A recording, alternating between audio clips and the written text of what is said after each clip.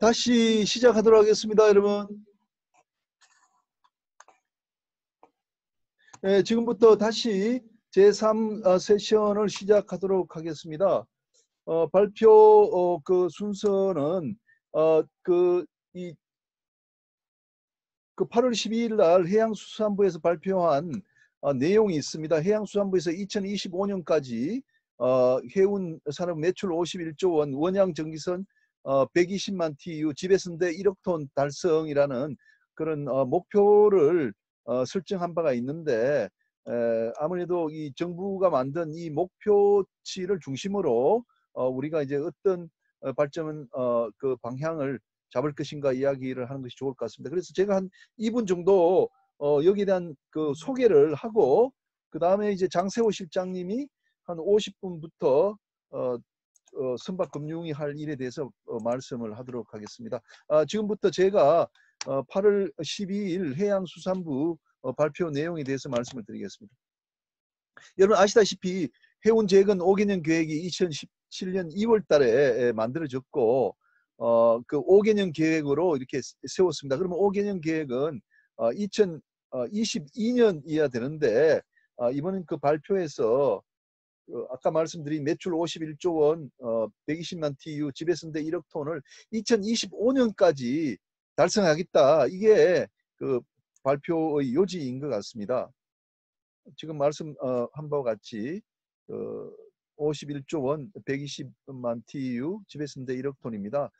근데 이제 뭐 저도 항상 여러 차례 이야기했지만, 여기서 말하는 해운 매출액은 우리나라 선주협회의 그 소속인 그 선주사들이 용선 계약을 통해서 벌어들인 용선료, 그리고 운송 계약을 해서 벌어들인 운임, 여기 이제 국한됩니다. 그래서 내양해운이라든지 하역회사라든지 창고 회사가 벌어들이는 매출은 여기에 포함이 되지 않습니다.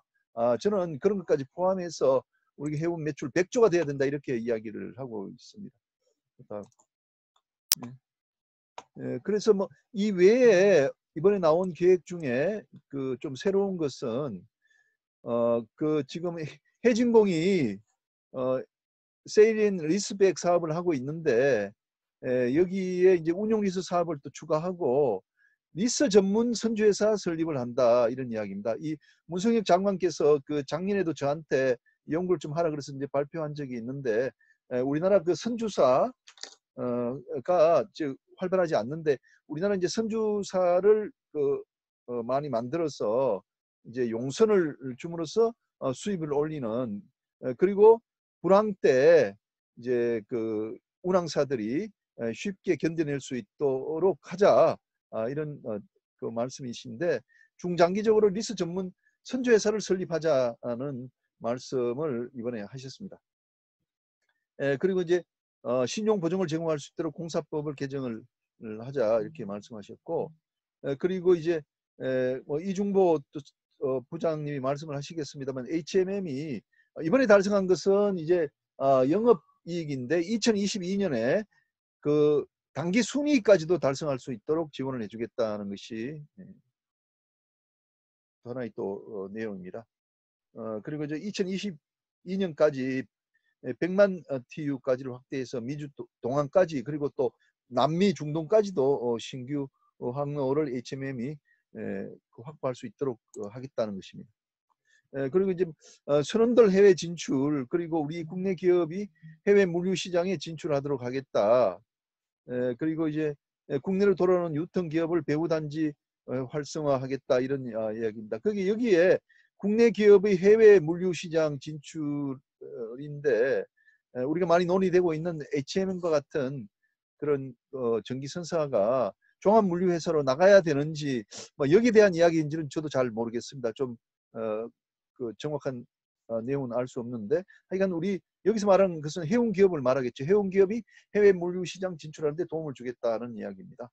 자, 이런 실행 계획을 가지고 우리가 달성하기 위해서는 뭐 선박 금융이라든지 해운 분야, 그리고 해운 부대 산업이 어떻게 해야 될지에 대한 그 발전 방향을 논의하는 시간을 갖도록 하겠습니다. 그럼 지금부터 그 장세호 실장님께서 먼저 준비되신 내용을 발표하겠습니다. 예. 장 실장님 부탁드리겠습니다.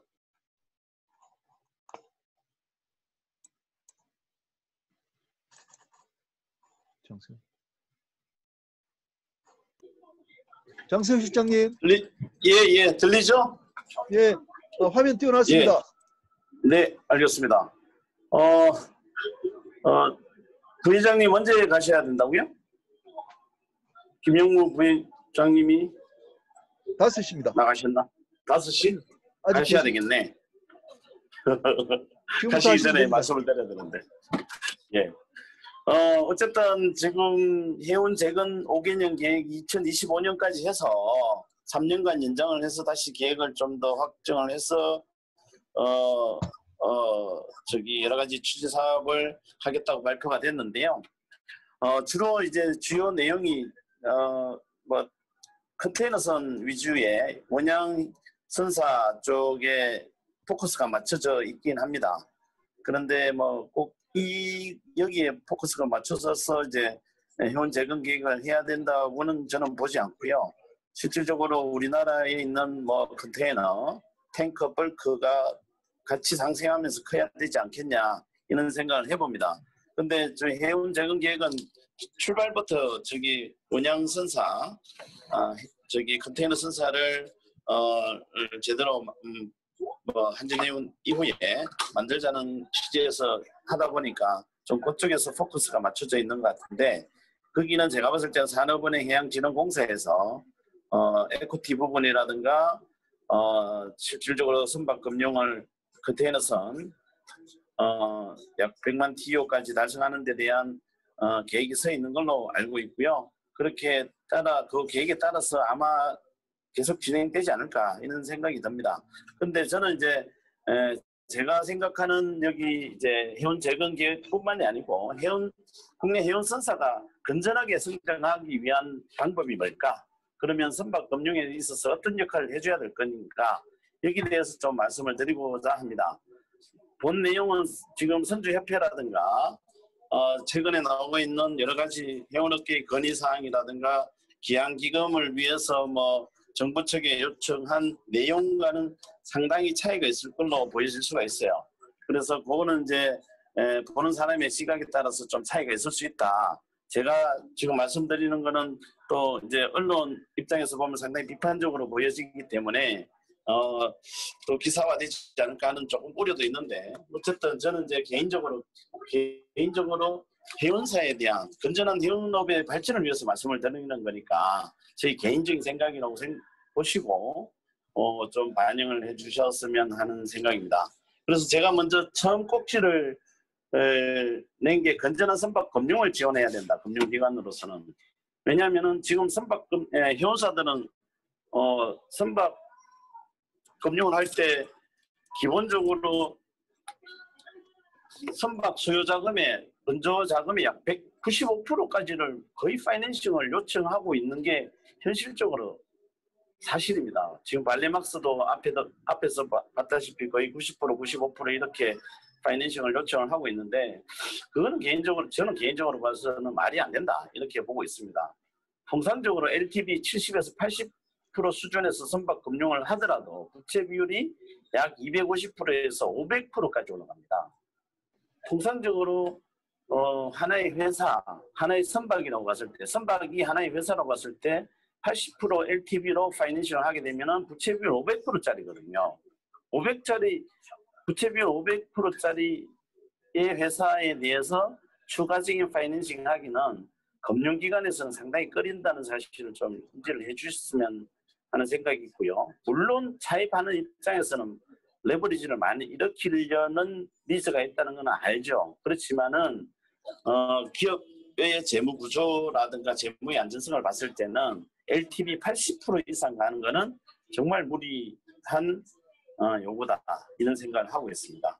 다만 운임 수준이 양호한 장기 운송 계약, CVC나 COA 계약이 있는데 여기에 프레이트를 봤을 때 총 소요자금 대비 IRR이 상당히 높다면 그런 경우는 LTV를 좀 더 높여서 파이낸싱을 할 수 있지 않겠냐 하는 게 저희 생각이거든요.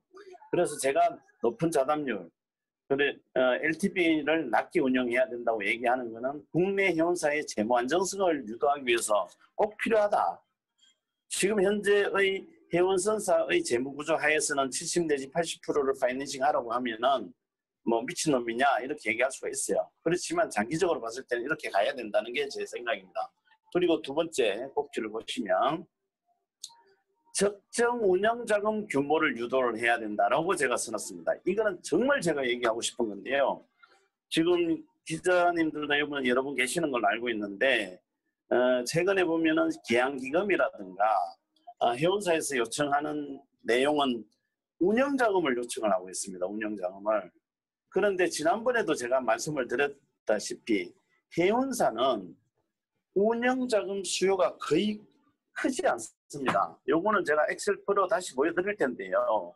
왜냐하면은 회원사는 일반 제조업과 달리 일반 제조업은 상품을 생산해내려면은 원재료를 구입을 해야 되고요. 원재료를 생산 공정에 넣어서 제품을 만들어야 되고 제품을 다시 가공을 해서 상품까지 만들어서 재고 자산으로도 보여야 되고 원재료도 사야 됩니다. 그런데 그 생산한 상품을 파는 데까지 또 한 2, 3개월이 걸려요. 그러면은 거기에 따르는 총 운영자금을 소요할 수 있는 시간이 어떻게 보면 3개월 내지 6개월 정도 됩니다. 매출액에. 그러면은 운영자금이 상당히 많이 필요하거든요. 그런데 회원사의 경우는 매출 채권, 소위 말하는 운임은 금방 현금화가 됩니다. 제가 알고 있기로는 뭐 한 달이 되지 않고요. 보름이면 비엘 결제가 되고 그렇습니다. 그리고 선박은 재고 자산이 없습니다. 그리고 매입 채무라고 해봤을 때는 벙커 CU를 사오는 건데 그것도 제가 알고 있기로는 한 달 내지 2달 눕혀서 대금 지급을 하면 되거든요. 그래서 회원사는 운영자금 수요가 필요가 없어요. 그런데 모든 업계 사람들 보면은 왜 운영자금을 주지 않느냐 회원사한테는 그런 얘기를 하고 있습니다. 정말 이건 말이 안 되는데요. 제가 봤을 때는 다음 표의 엑셀표를 통해서 보여드릴 텐데 통상 회원사의 일회전 기간이 1개월 이내입니다. 그러면은 1년 동안 매출하고 있는 매출액의 5 내지 10% 정도의 운영자금이 실질적으로 필요하다고요. 만약에 1조 매출을 하는 회사에 필요한 운영자금의 수요는 약 500억 내지 1000억입니다. 1년에. 그런데 국내 회원선사가 보유하고 있는 운영자금 보면 수천억씩 돼요. 왜 그런지 그 이유를 설명을 드리면 저는 이렇게 추정하고 있습니다. 운영자금을 그렇게 끌어들인 이유는 선박금융을 할 때 자산분을 전부 다 운영자금 차입에 의존합니다.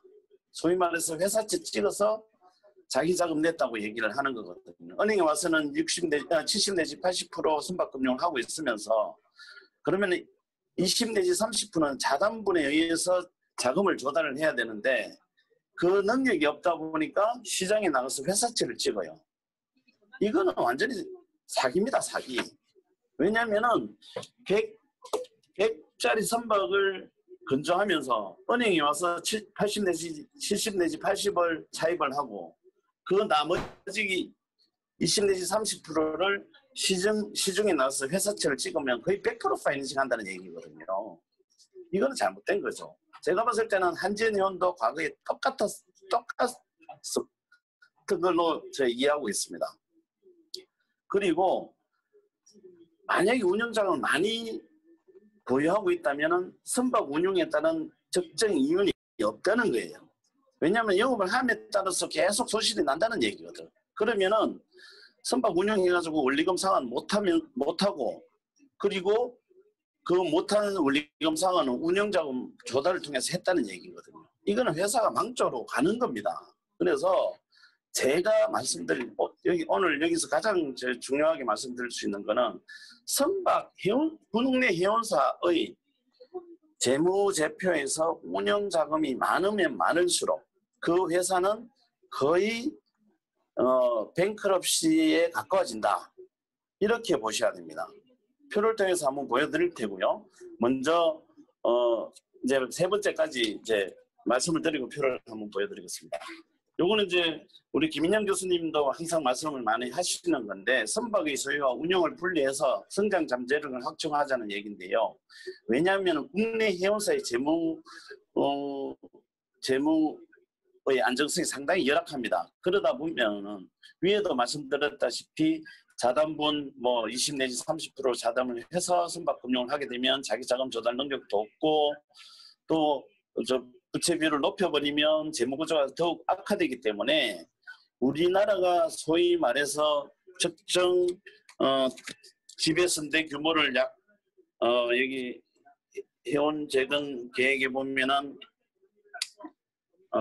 지금 한 30% 이상 늘어가자고 하는 거잖아요. 약 8천만 톤에서 약 1억 톤으로 늘어가자는 거지 않습니까? 그렇게 늘어가려면은 국내 해운사한테서 막 현재의 재무 안정성이 떨어지는 국내 해운사한테서 맡겨서는 도저히 해갈 수가 없습니다. 그러려면은 선대는 해양진흥공사를 통해서 확충을 하게 하고, 그 선대를 해운사가 빌려 쓰면 된다고요.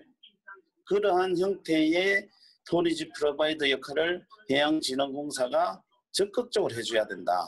거기 아까도 나왔다시피 뭐 법을 개정하는 시기든 뭐 업무를 추가해서 운영 리스트를 한다는 얘기가 있던데, 실질적으로 BBC나 TC로 준다는 게 운영 리스트를 한다는 거거든요. 그렇게 되면은 국내 해운사는 그 배를 재무 부담 없이, 언밸런스 안 되고 재무 부담 없이 빌려서 쓸 수 있습니다. 물론 이걸 빌릴 때는 뭐 짧게 빌려야 될 겁니다. 5년 이내로 짧게 빌려야지 언밸런스가 안 되지. 만약에 농촌 차트를 하게 되면은 뭐 10년, 15년을 하게 되면은 아마 언밸런스 되는 이슈가 있을 텐데, 어쨌든 그는 기술적으로 해결을 하면서 해양진흥공사는 토니지 프로바이더, 국내 해운사는 그걸 빌려서 계약을 통해서 아니면 컨테이너 시장에서 운용을 해서 적극적으로 글로벌 마켓에서의 우리나라가 세계 물동량이라든가 세계 경제 규모 약 한 7 내지 한 12 정도 되잖아요. 규모가 또 한 5 내지 10% 정도 되는 걸로 알고 있는데, 국내 선대 규모가 제가 알고 있기로는 최근에 신문에 나오는 거 보면은 우리 컨테이너 선사의 시장 점유율이 2.5%밖에 안 되거든요. 글로벌리. 최소한 이건 한 5% 내지 10%까지 올려야 될 텐데, 그렇게 할 수 있는 방법은 지금 HMM 혼자서는 도저히 불가능합니다. 현재 재무 상태로서는. 그러면 대진공에서 좀 선대를 확충해서 빌려주는 방법은 어쨌든 좋지 않을까 이런 생각을 해봅니다. 여기까지 말씀을 드리고, 교수님 엑셀 자료를 좀 띄워주시겠습니까? 예, 올리겠습니다. 네. 조금 크게. 예, 이거 조금 지금 확대할 수 있으면 좋겠습니다. 네, 확대해 보겠습니다. 네. 됐습니까? 이 정도 하면 되겠네요. 본건은 지금 국내 선사들, 주요 선사들 한 8개 정도를 발췌해서 자료를 뽑은 건데요. 요 자료들은 뭐 크게 문제는 없을 걸로 보여지는 게 전부 다 공시를 하고 있는 회사들이고요. 매출액이라든가 부채 비율은 이미 공시가 다 되고 있습니다. 그리고 매출채권이나 매입 채무 재고 자산도 제가 알고 있기로는 재무제표에 다 나와 있는 얘기고요. 다만 운전자금 규모가 정확하게는 나타나 있지 않을 거예요. 재무제표에는. 근데 이 운전자금 규모는 저희들이 추정한 자료니까 대충 보시면 될 것 같습니다. 정확한 자료는 아니고요. H라인의 경우를 보시면은 매출액이 약 7천억입니다. 2019년 매출액이 7천억. 일회전 기간이 34일이에요. 약 한 달이거든요. 그러면은 일회전 수요 운전자금의 경우는 약 10%. 근데 이제 감가상각비가 있어서 그만큼 안 됩니다. 실질적으로 좀 줄어드는데요. 이런 부분은 얘기하신 분은 이미 다 아는 얘기고. 그래서 적정 운전자금 소요자금 규모를 보면은 500억에서 한 550억이에요. 2017년부터 19년까지 보면은. 근데 H라인이 보유하고 있는 운전자금의 규모를 보면은 8천억에서 1억 천 정도 됩니다.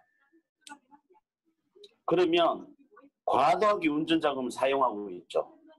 회사로 은행이 됐던 회사채 시장을 통해서 운전자금을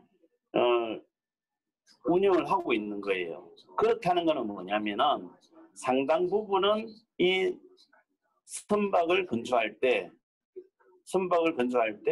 LTV는 한 70, 80을 했을지언정 자산분을 회사채 시장에서 좀 땡겨갔다. 이렇게 보시면 크게 틀림이 없습니다. H라인의 부채 비율을 한번 볼게요. 약 300%에서 275% 수준에 있어요. 이 정도면 상당히 괜찮은 부채 비율인데도 불구하고 이렇게 운전자금을 많이 쓰고 있습니다. H라인은 아주 이제 캐시플로가 좋은 장기 용선 계약만을 하고 있는 회사인데도 불구하고 이렇지 않습니까? 다음 회사로 한번 내려가 볼게요. SK해운으로 한번 가보겠습니다. SK해운은 뭐 잘 아시겠지만 과거 탱크라든가 벌크를 통해서 상당히 손실을 많이 본 회사이다 보니 운전자금이 상당히 많습니다. 지금 보면은 4,364억이 약 4,500억 정도가 있어요. 그런데 우리가 추정해 본 운전자금의 소유 규모는 약 1,000억이면 되거든요. 약 4배 수준이 있어요. 이렇다는 것은 과거 구조조정 차원에서 일수금융을 한행코가 들어올 때 전자대금이라든가 후순위 채권 들어오고 파이낸싱한 자금이 있어서 이상적으로 좀 운전자금이 많은데요. 이거는 장기적으로 해결해 가야 됩니다. 부채 비율 보세요. 540%예요. 540%. 근데 SK해운이 만약에 신조를 한다고 했을 때 여기에다가 만약에 70%, 80%, 90%, 뭐 95% 파이낸싱을 해버리면 이 부채 비율은 급속도로 올라가는 거거든요. 그래 되면은 산업은행에서 대출을 지금 뭐 많이 해주고는 있지만 부채 비율 600% 넘어가면요. 회원사로서 사실 너무 과도한 차입금 비율이거든요. 그런 문제가 있습니다. SK해운도 많이 감축을 해야 되는데 여기는 좀 특수성이 있다. 한행코가 들어오면서 들어왔던 시디케이티드 론 했던 그런 부분이 가만히 돼 있다. 이렇게 보시면 되고요. 다음 회사로 한번 내려가 볼까요? 폴라리스 시핑입니다. 여기가 지금 운전자금 규모가 저희 추정했을 때의 이래전 소유 운전자금은 약 400억에서 600억 수준이에요.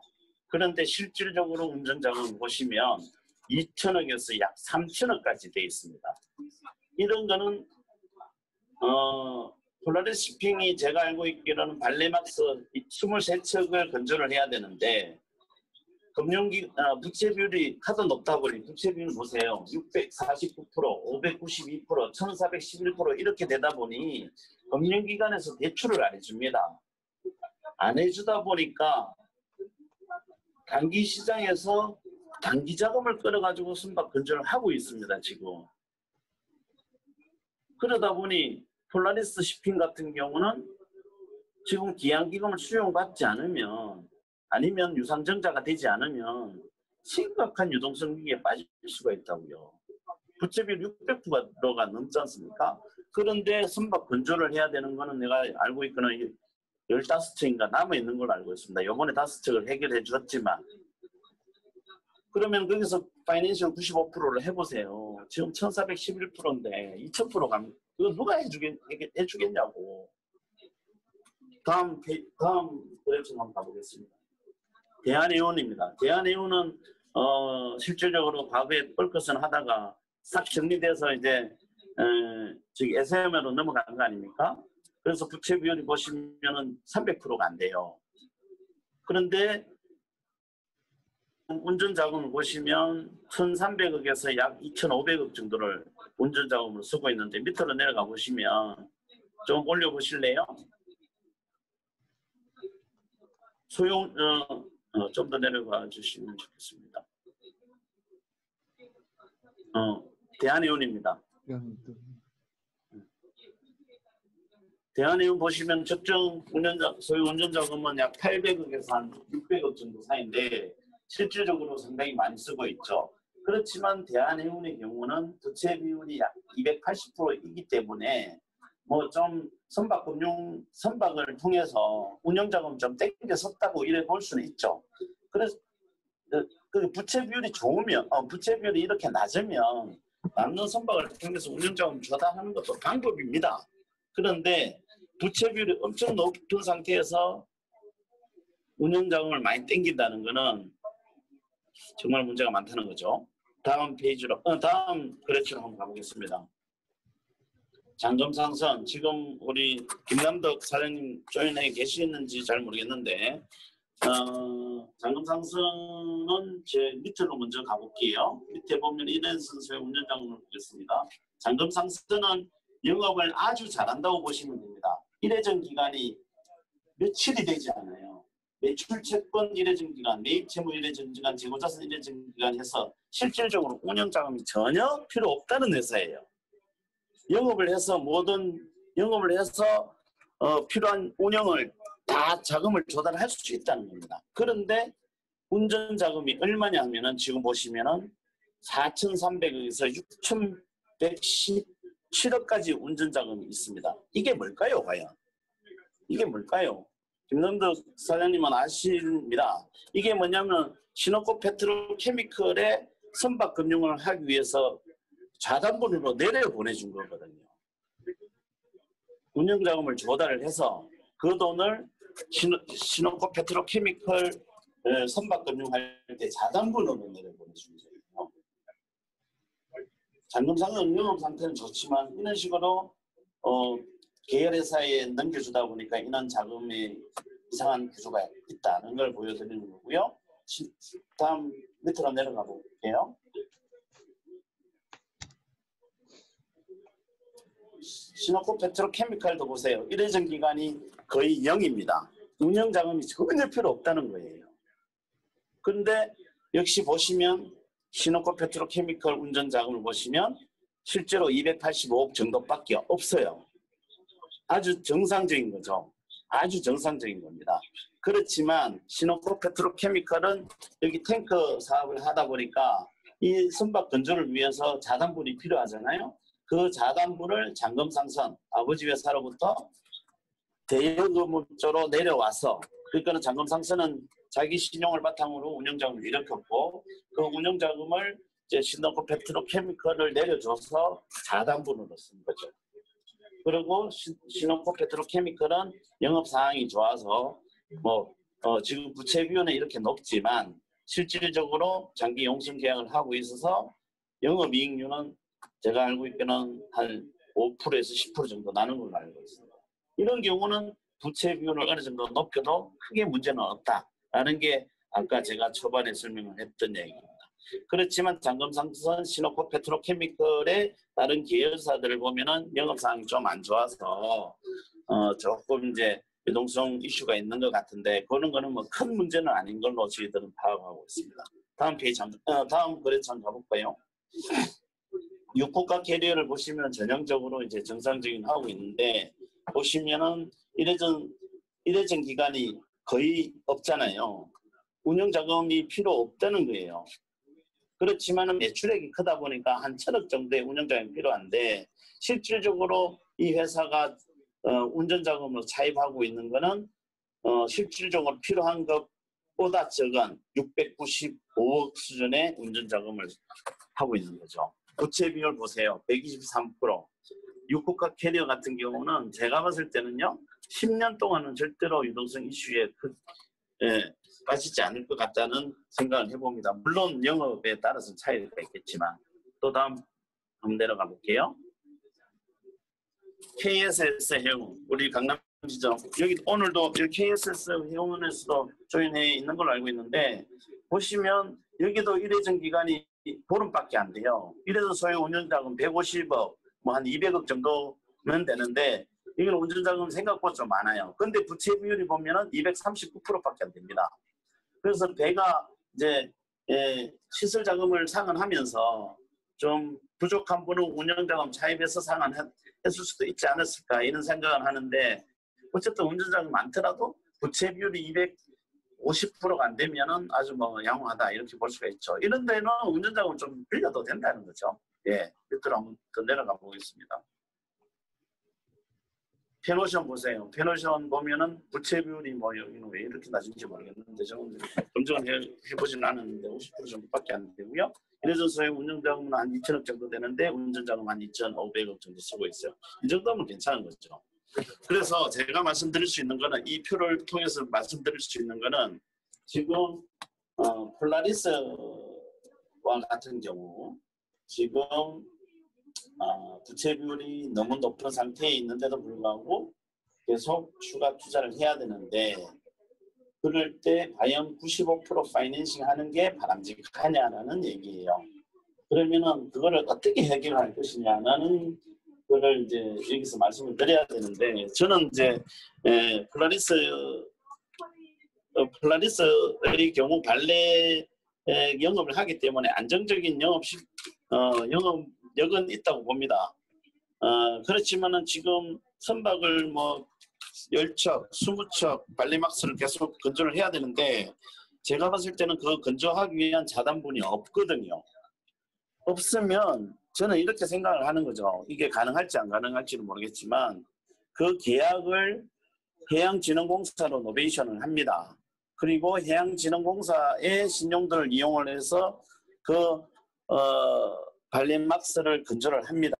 그러면 폴라리스가 지금 파이낸싱을 못 하잖아요. 그런데 해양진흥공사는 파이낸싱 가능하지 않습니까? 국가의 신용등급으로 하는 거니까 KTB가 지원을 해주고 자산분을 또 해양진흥공사하고 그렇게 해서 이 발레막스를 지금 하고 있는 건조 중인 발레막스를 해양진흥공사가 떠맡는 거예요.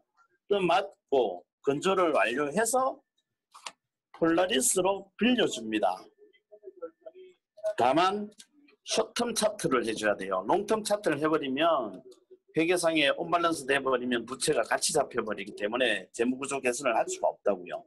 그래서 저는 한 예로 단기적으로 유동성 이슈에 있는 거는 기양기금이라든가 산업은행이라든가 이런 수원이나 협력체제를 통해서 유동성 이슈는 해결해 주되 선박 금융 관련해서는 해양진흥공사가 토니지 프로바이더로서의 역할을 해주면서 배를 건조하고 낮은 차입 비용으로 배를 건조해서 낮은 타임 차트 베이스의 하이어를 통해서 폴라리스로 내려주면 폴라리스는 그걸 통해서 발레와의 영업을 하면 대한민국의 선봉량 확충에도 도움이 되고 국내 해운사도 재무 건전성을 유도할 수 있고 지금 따난 계약을 유지시킬 수도 있다. 이게 제가 판단하는 해결 방안이다. 그런 측면에서 이번에 나와 있었던 토니지 프로바이더로서 운영 리스를 하겠다고 얘기한 거는 상당히 바람직하다. 다만 그걸 왜 선주회사를 새로 만들어야 되는지는 저는 이해를 못하겠고요. 저는 해양진흥공사 내에서 사업부 형태로 운영을 했으면 좋겠다. 왜냐하면 회사를 만들면 또 비용이 들거든요. 그래서 저는 단기적으로는 해양진흥공사에 토니지 프로바이더를 수행하는 사업부를 만들고 지금 국내 해운사 재무 안정성이 떨어지는 회사에 대한 선박 계약이 있는 운송 계약이 있는 경우 빨리 만들어서 밀어줘야 된다. 저는 개인적으로 그렇게 해야지만이 지금 해운 재건 계획을 완성할 수 있다. 이렇게 생각합니다. 감사합니다. 예, 예, 장수현 실장님 좋은 발표 감사합니다. 뭐 좀 우리가 느끼면은 그 부채 비율 등등 말씀을 하셔서 부정적인 이 느낌도 오긴 하지만 결과적으로 그 실장님이 하시고자 하신 말씀은 해진공을 토니지 프로바이더로 해서 예. 문제점을 해결해야 된다. 예, 부채 비율이 그렇습니다. 높은데 자꾸만 운전 자금을 통한 이런 형태는 좋지 않고 어떤 해결책을 해결하기 위한 어떤 그 예시로서 이런 자료를 제시를 하셨습니다. 대단히 좋은 말씀 감사하고요. 또 들어보고 종합 토론할 때 이 부분에 대해서는 많은 이야기들이 나올 것 같습니다. 대단히 감사합니다. 그리고 그 다음은 혹시 김영무 회장님은 안 가셔야 된다고 하니 혹시 아닙니다. 지금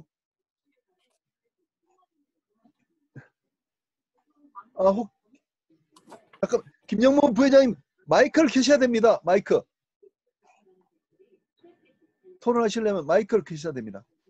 아, 토론이 아니고 많이 늦었는데 예. 지금 이제 일단 각하하고 내 장 단장님 그 페이퍼를 받아서 예. 좀 더 검토한 다음에 모르는 예. 거 있으면 단장님한테 제가 예. 다시 물어볼게요. 예. 예, 예. 예. 오늘 발표 고맙고 아주 감명적이었습니다. 고맙습니다. 예. 예. 예, 예, 빨리 감사합니다. 들어가세요. 죄송합니다. 예, 너무 예, 늦었네요. 30분이나 했네요. 예. 예. 예. 예, 좋습니다. 고맙습니다. 예, 지금까지는 우리 장세호 단장님께서 해진공이나 또 산업은행과 같은 이제 국책 그 정책 금융의 이 방안, 정책 금융이 어떻게 해야 될지를 말씀하셨고, 다음에는 우리 이경래 박사님께서 시중 은행의 선박 금융 활성화 방안이 어떤지에 대해서 설명을 해 주시겠습니다. 이경래 박사님 부탁드리겠습니다. 네, 이경래입니다. 예, 잘 예. 들리시나요? 예, 잘 들립니다. 네, 화면 공유는 제가 하겠습니다. 예, 직접 하시죠. 예. 예, 예.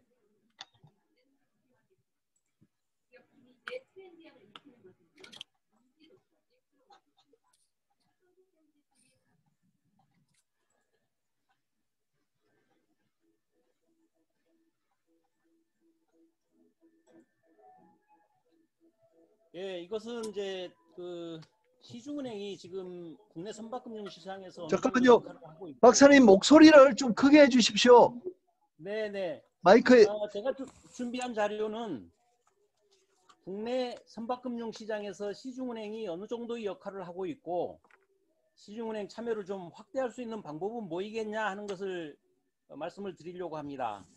이것은 제가 이제 무역보험공사에서 일을 하고 있지만 무역보험공사 업무와는 관련은 없고, 제가 개인적으로 연구한 내용을 토대로 말씀을 드리려고 합니다. 선박금융시장 하면은 이제 네 가지로 이제 구분을 할 수가 있는데, 보시면 이제 국내 선박금융시장에서 국내 해운사가 조달하는 선박금융시장이 있고, 국내 해운사가 해외 선박금융시장에서 조달하는 부분이 또 있을 겁니다. 그리고 해외 해운사가 국내 선박금융시장에서 자금을 조달하는 이런 4 선박금융시장이 존재하는데, 제가 관심 갖고 보는 부분은 국내 선박금융시장에서 국내 해운사가 조달하는 이 선박금융시장, 이 내용에 대해서 발표를 드리고, 주되게는 국내 시중은행이 국내 해운사하고 거래하는 선박금융 규모를 놓고 어떻게 이 내용을 좀 개선할 수 있겠는가 하는 내용으로 발표를 드리려고 합니다. 박사님, 네. 죄송한데요. 좀 목소리가 작아서 마이크를 좀 입에 더 가까이 대서 좀 부탁드리겠습니다. 알겠습니다. 예, 그래서 보시면 우리나라 전체적인 선박금융 규모가 2018년, 일부는 2019년 6월 자료도 포함이 되어 있는데요. 전체적으로 한 12조 8천억 원 정도로 추정을 하고 있습니다. 그런데 이 12조 8천억 원은 보시면 퍼블릭 섹터 파이낸셜, 그러니까 정책금융기관을 통해서 공급된 선박금융은 2014년하고 비교를 하면 살짝 증가했어요. 그런데 이 프라이빗 섹터에서 공급된 선박금융은 아주 급격하게 감소가 되어 있습니다. 이제 정책금융기관은 보시면 이제 선순위 선박금융은 좀 감소가 돼 있고, 후순위 선박금융은 증가를 했는데, 이건 이제 후순위는 캠코라든지 KOBC가 세일 앤 리스백으로 이 주니어 뎃을 공급을 확대한 그런 측면이 반영이 된 것이고, 이 시니어 뎃, 그러니까 선순위 선박금융이 감소한 것은 이제 한진해운이 도산하면서 한진해운에 공급됐던 선박금융이 이제 개정에서 빠지면서 감소된 것으로 그렇게 추정을 하고 있습니다. 이 프라이빗 섹터에서 공급한 내용을 좀 더 자세하게 보면, 시중은행이 공급한 게 2014년에 3조 1천억 원이었는데 2018년에는 1조 5천억 원으로 선박금융 자산이 급격하게 감소했습니다. 그래서 우리나라에서 선박금융이 감소했다 하는 것은 시중은행이 선박금융을 축소했다, 이렇게 직접적으로 연결지어서 말씀을 하셔도 크게 틀리지 않다, 이렇게 생각을 합니다. 자산운용사가 이제 PEF 방식으로 공급한 측면도 있고, 공급한 부분도 다소간 감소를 했고, 또 보면 이제 증권사가 공급한 선박금융도 있습니다. 이런 이제 PEF나 증권사가 참여한 선박금융은 2010년, 11년 이때 당시에 집중해서 이제 참여를 했고, 제가 이제 선박금융 조사를 하면서 면담 과정에서 보면 이제 PEF나 이 증권사는 선박금융을 더 이상 이제 확대할 그런 의사는 없는 것으로 이렇게 확인이 되고 있습니다. 어쨌든 이제 시중은행이 이처럼 이제 선박금융을 급격하게 줄였는데 시중은행 은행원들도 할 말이 있습니다. 제가 이제 관심 있게 들은 두 가지가 이 한진해운 때 모기지 선박을 처리하면서 너무 힘들었다.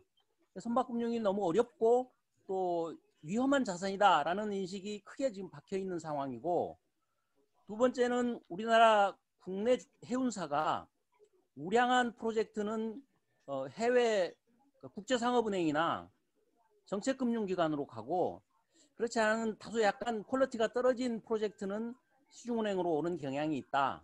그래서 우량한 프로젝트에 참여할 기회가 없는 것이 좀 문제다. 달리 말하면은 국내 해운사가 시중은행에 대해서 역선택을 하고 있는 상황이 아니냐, 이렇게 말씀하시는 분들이 계셨습니다. 이 국내 시중은행이 선박금융에 참여한 수준을 우선 기본적으로 작다, 이렇게 인식은 충분히 하실 수 있을 것 같은데, 얼마나 작냐 하는 것은 은행이 가지고 있는 은행 계정 자산 규모하고 비교를 해보시면 그 적은 수준을 이해를 하실 수가 있습니다. 이제 보시면은 이제 2018년도에 1조 5천억 선박금융 자산이라고 하지 않았습니까? 그런데 은행이 가지고 있는 은행 계정 자산 총 규모가 1635조입니다. 이 이제 1635조 그리고 선박금융 자산 1조 5천억, 이건 이제 국내 몇 개 은행을 대상으로 한 것입니다. 이 은행들이 주요하게 이제 선박금융을 보유하고 있는 은행이고, 그나마 다소간 선박금융에 참여하고 있는 은행들이라고 보시면 됩니다. 6개 은행이죠. 이 6개 은행들을 대상으로 집계한 수치인데, 보시면은 선박금융 비중이 0.09%밖에 안 됩니다. 정말 너무 작은 수준이죠. 일단 절대적으로 작은 것은 알겠는데 상대적으로 작은 수준을 보더라도 0.09% 비중이다라고 하면, 우리가 이제 뭐 선박금 해운 산업을 기간 산업이다라고 얘기를 했다고 하는데, 국내 시중은행이 기간 산업에 대해서 이 정도의 비중으로 선박금융을 공급하고 있다 하는 것은 상당한 문제다라는 문제의식을 가지고 있습니다.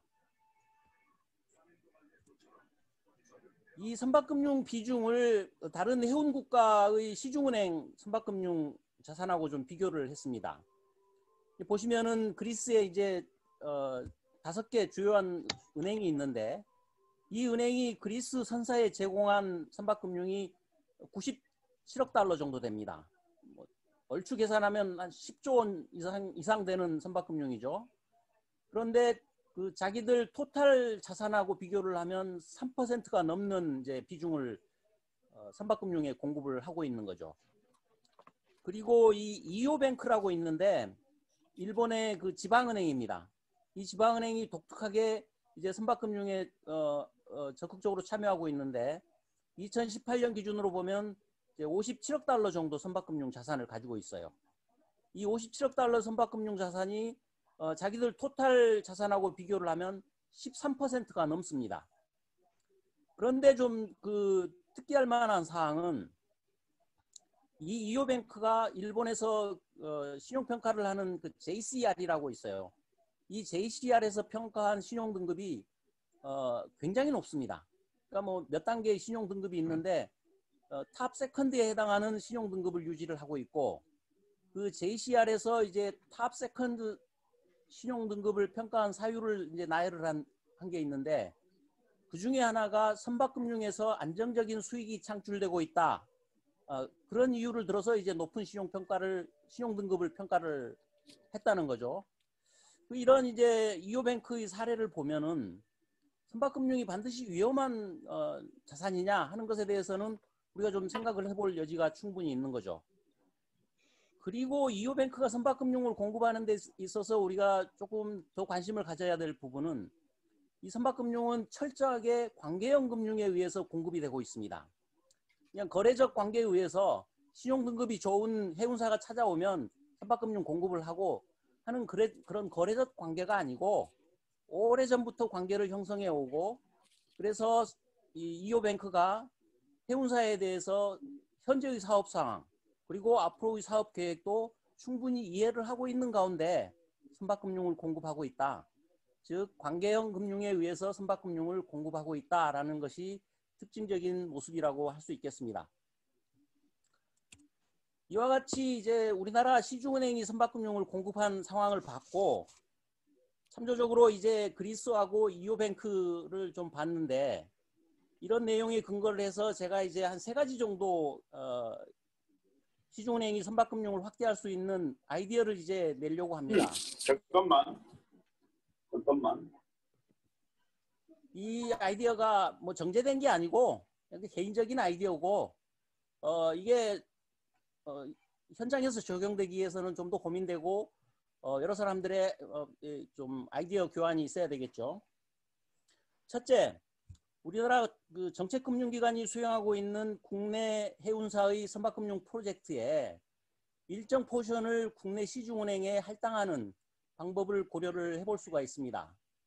이 방법은 1950년대, 60년대 일본에서 선박금융이 좀 희소할 때 일본 개발은행하고 일본 수출입은행, 지금 JBIC이죠. 그 두 은행이 선박금융을 공급할 때 일정 수준을 시중은행에 할당을 한 사례가 있습니다. 그때 이제 20에서 25% 정도를 시중은행에 할당을 했는데 이와 같이 시중은행을 선박금융에 참여를 시키면 선박금융 공급 그 리소스를 확대할 수가 있는 그런 이제 장점이 있고 시중은행이 더 많은 선박금융에 참여를 하기 때문에 나름대로 리스크를 스프레드 할 수 있고 또 더 많은 선박금융 기회를 갖기 때문에 선박금융에 대한 전문성도 확대해 갈 수 있는 그런 방법이다라는 생각을 합니다. 두 번째는 이제 국내 시중은행이 취급하는 선박금융 프로젝트에 대해서 뭐 KOBC 꼭 KOBC일 필요는 없는데 일정한 그 백오피스를 제공하는 그런 이제 기능을 그런 서비스를 시중은행에 공급하면 좋겠다 이런 생각을 합니다.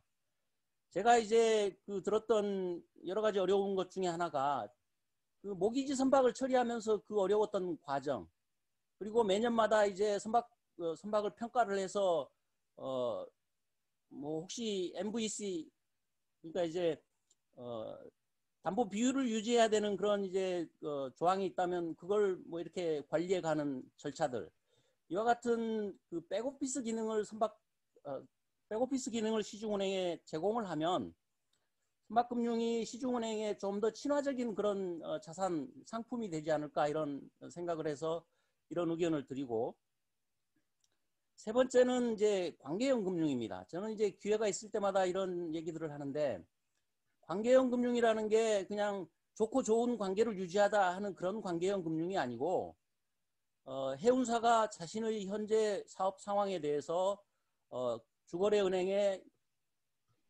공개를 하고 그리고 향후 사업에 대해서도 주거래은행하고 공유를 해가는 이런 이제 관계가 오랫동안 지속되는 것 그게 이제 관계형 금융인데 실제적으로 이오뱅크의 경우에는 이 관계형 금융이 주 단위로 그 정례 미팅을 하는 데서 이제 실현이 되고 있습니다.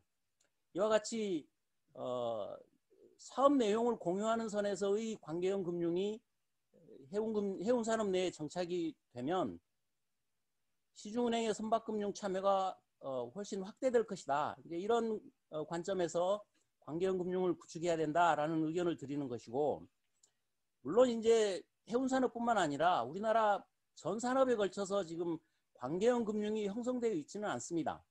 금융당국의 과제이기는 하지만은 우선적으로 해운 산업 쪽에서 관계형 금융을 구축하도록 적극적인 노력이 좀 있으면 좋겠다 하는 내용으로 저의 발표 내용을 마치려고 합니다. 예, 감사합니다. 박사님. 네. 근데 백오피스 서비스가 뭔가요? 아까 말씀드린 백오피스 서비스를 잘 이해를 못했어요. 그러니까 이제 그 선박금융을 하나 취급을 하고 나면 그 예. 위에 여러 가지 이제 관리적인 문제들이 아, 대두될 관리 텐데, 서비스. 예, 예. 예, 이러한 것들을 이제 일부를 시중은행이 아웃소싱할 수 있도록 어떤 기능을 서비스를 제공하는 기관이 외부에 있으면 좋겠다. 이런 예, 취지의 예. 말씀입니다. 아, 예, 예. 알겠습니다. 좋은 말씀 감사합니다. 지금 최재홍 박사님 지금도 계시나요? 최재홍 박사님 지금도 계시나요? 아, 최 박사님 안 계시면요. 시간이 좀 많이 흘렀기 때문에 나중에 종합토론 시간에 최재홍 박사님 계시면 모시고요. 그 이중보 그 부장님 그 2025년까지 HMM이 해야 될 일에 대해서 좀 말씀 부탁드리겠습니다. 예, 네, HMM 이중보 부장입니다. 사실은 HMM에 해야 될 일에 대한 이 꼭지는 사실 교수님께 제가 오늘 사실 내가 들었습니다. 사실 그전에는 다른 말씀을 하셔가지고, 그래서 저는 저희 실적에 대해서 한번 간략하게 브리핑을 해달라고 말씀하셔서 그걸 준비를 했었는데, 이게 저는 사실 준비한 거는 저희 회사의 기본적인 상반기 브리핑입니다. 그런데 그렇게 해도 되는지 여쭤보겠습니다. 예, 예, 괜찮습니다. 예.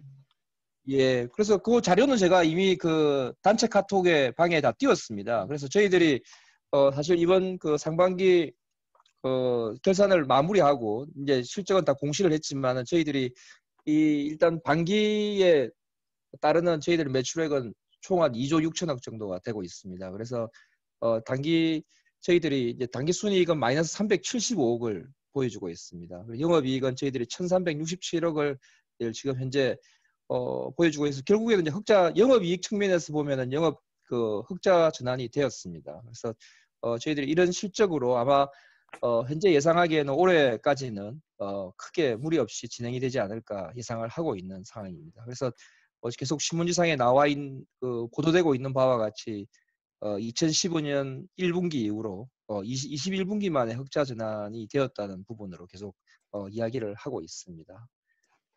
그리고 이제 저희들이 그 매출 원가율 같은 경우에도 많이 개선이 되었습니다. 저희들이 보기에는 매출 원가율의 개선은 결국 그 24K 선박의 인도로 인해서 저희들이 TU당 단가가 많이 하락된 것으로 예상을 하고 있고요. 물론 또 코로나의 영향으로 인한 저희들이 결국 원료인 우리 원료 가격의 연료비의 하락으로 인해서 그런 부분에 원가가 많이 하락됐습니다. 그래서 지금까지 저희들은 항상 적자였기 때문에 매출 원가율은 항상 100%가 넘었습니다. 그런데 지금 현재 1분기 이제 상반기까지 저희들이 매출 원가율은 89.5% 정도의 지금 매출 원가율을 보이고 있습니다. 아마 이제 이런 부분은 저희들이 내년 16K가 다 인도되고 나면은 아마 이 매출 원가율 부분도 계속 개선되지 않을까 저희들은 기대를 하고 있습니다.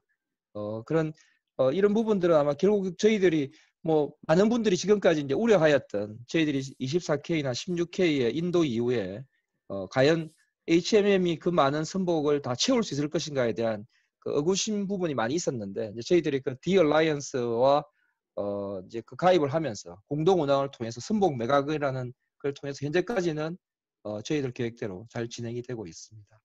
이제 저희들도 또 영업이익률 같은 부분에도 과거에 이제 2018년부터 지금까지 해서 한 영업이익률이 과거에는 마이너스 16%에서 지금 현재 2분기 영업이익률은 저희들이 한 10.1% 정도를 10.1% 정도 되고 있습니다. 반기 영업이익률은 한 5% 정도 되지만 지금까지는 2분기 영업이익은 10.1%를 지금 기록을 하고 있습니다.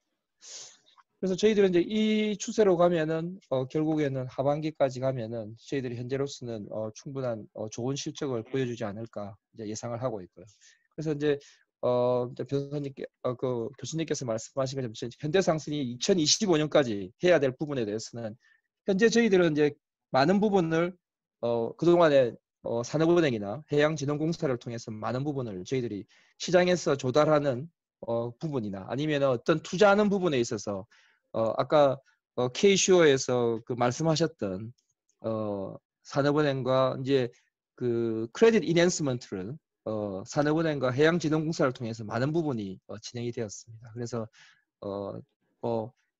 사실 저희들의 신용 등급으로서는 할 수 없었던 그런 부분들이 결국 그 두 양기관의 도움으로 인해서 저희들이 조달을 했었고요. 이제 그런 부분들이 현재 계속 진행 중에 있습니다. 선복을 늘리는 부분과 그리고 앞서 말씀드렸던 저희들이 그 각종 해양 물류에 관련돼 있는 또 터미널을 투자한다거나 아니면 그런 터미널에 조인트 벤처를 할 때 기본적으로 해양지동공사의 이제 크레딧을 바탕으로 저희들이 같이 진출할 수 있는 부분이라든지 아니면 또 각종 저희들이 그 물류 뒤에 있는 배후 단지인 그 대포 투자를 할 때 그때도 같이 갈 수 있는 그런 부분들을 계속 하고 있습니다. 근데 그런 부분에서 아마 앞으로 더 고민을 하겠지만은 저희들이 그 여러 가지 그 앞서 설명하셨던 이게 결국 뭐 종합 물류 그런 어떤 그 쪽으로 방향을 나가실 건지 안 나갈 건지 아직 저희들까지는 아직 알 수가 없지만은 그런 부분에까지도 아마 검토가 이루어지고 있는 것으로 저희들은 알고 있습니다. 그리고 결국 저희들이 지금 현재는 내년에 16회가 들어오면은 다 들어오면 84만 TU 정도로 예상을 하고 있지만은 이 부분이 더 추가적인 선복 확대로 지금 검토가 진행 중인 것으로 알고 있기 때문에 아마 저희들의 선복 확대 부분도 조만간에 어느 정도 가시적인 결과를 가져오지 않을까 예상을 하고 있습니다. 짧게나마 현대상선의 기본적인 말씀을 올렸습니다. 예, 이상입니다. 예, 감사합니다. 감사합니다. 네. 제가 좀 진행자로서 하나 말씀드리고 나중에 종합토론 시간에 좀 답변해 주시면 하는 것이 아까 저 매출 원가율 말씀하셨잖아요. 매출 원가율 89.5%를 하시지 않습니까? 근데 이게 매출 원가가 그 매출하고 이제 원가하고 비율인 것 같은데 그걸 좀 구체적으로 좀 한 번 더 설명해 주시고요. 그 다음에 우리가 궁금한 게 그 2025년까지 우리가 51조 원을 매출을 잡겠다 이렇게 이제 해수부가 발표를 하지 않습니까? 그러면 현재 그 현대상선이 6조 원쯤 되는 것 같아요 매출이. 그리고 과거에 한 5조 원 후반대쯤 됩니다. 예, 옛날에 그 한진해운 18조 원, 10조 원을 우리가 잃어버린 상태인데 그러면 이제 뭐 아까 우리 100만 TU가 되면은 100만 TU, 120만 TU가 되면은 100만 TU 되면 이제 옛날 현대 한진 합친 것처럼 된다 이렇게 했을 때 그러면 그 상태 되면은 우리가 매출이 현대 HMM이 얼마가 될 거 아닙니까? 우리가 수치상 북태평양은 뭐 1,500달러라든지 뭐 그 40피트당 또 유로는 얼마 이렇게 하면은 대략 계산이 나올 것 같아요. 정확한 건 아니어도. 그래서 나중에 우리가 종합 토론할 때 그 쪽 2025년 되면은 우리가 배가 다 들어가 아까 84만 TU 된다 했는데 이게 뭐 전제를 뭐 운임이 얼마일 때는 우리가 매출이 얼마까지 될 거다. 그런 거 좀 이야기해 주시면 좋을 것 같아요. 그 어렵나요? 그래서 그거는 교수님, 그게 이제 결국에는 그 아까 제가 앞서 말씀 올렸던 그 공정 공시 부분에 문제가 있습니다. 그거하고? 이제 구체적인 숫자를 말씀드리는 게 매출에 대한 그래요? 부분을. 예, 알겠습니다. 근데 어려운가 보네요. 예, 알겠습니다. 네, 감사합니다. 그래서 그 아까 교수님 질문하셨던 그 매출 원가율에 대한 그 구성비는 그 IR 제가 보내드렸던 그 PPT에 보면 정확하게 나와 있습니다. 그 비율들이. 예, 그러니까 뭐 항화 용선료, 뭐 연료비, 감가상각비, 뭐 항화물 이런 내용들이 다 들어가 있습니다. 예, 알겠습니다. 다음은 우리 윤희승 박사님 계세요? 예, 안녕하세요. 반갑습니다.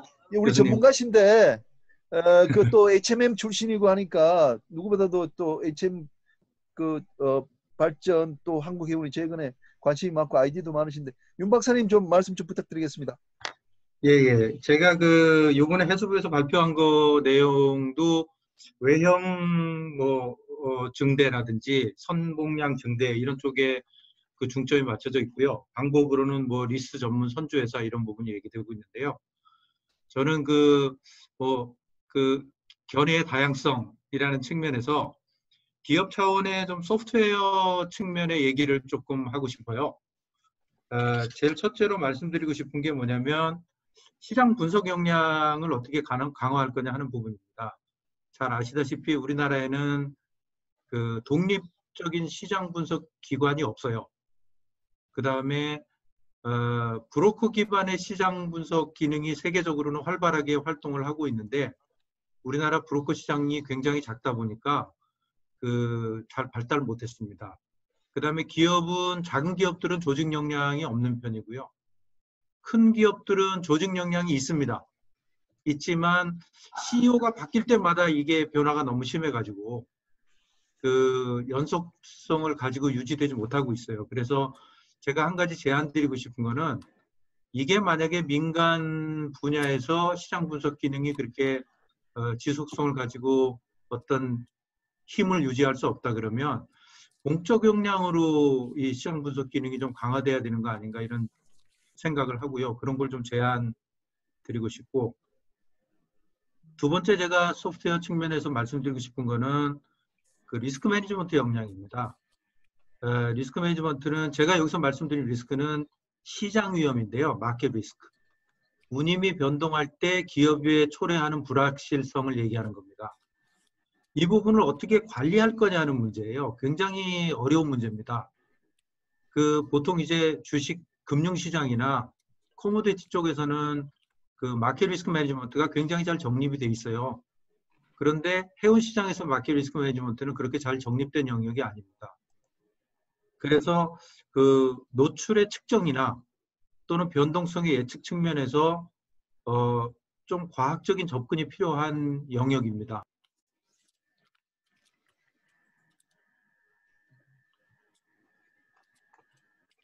꺼졌네요. 예, 예. 예, 이런 부분은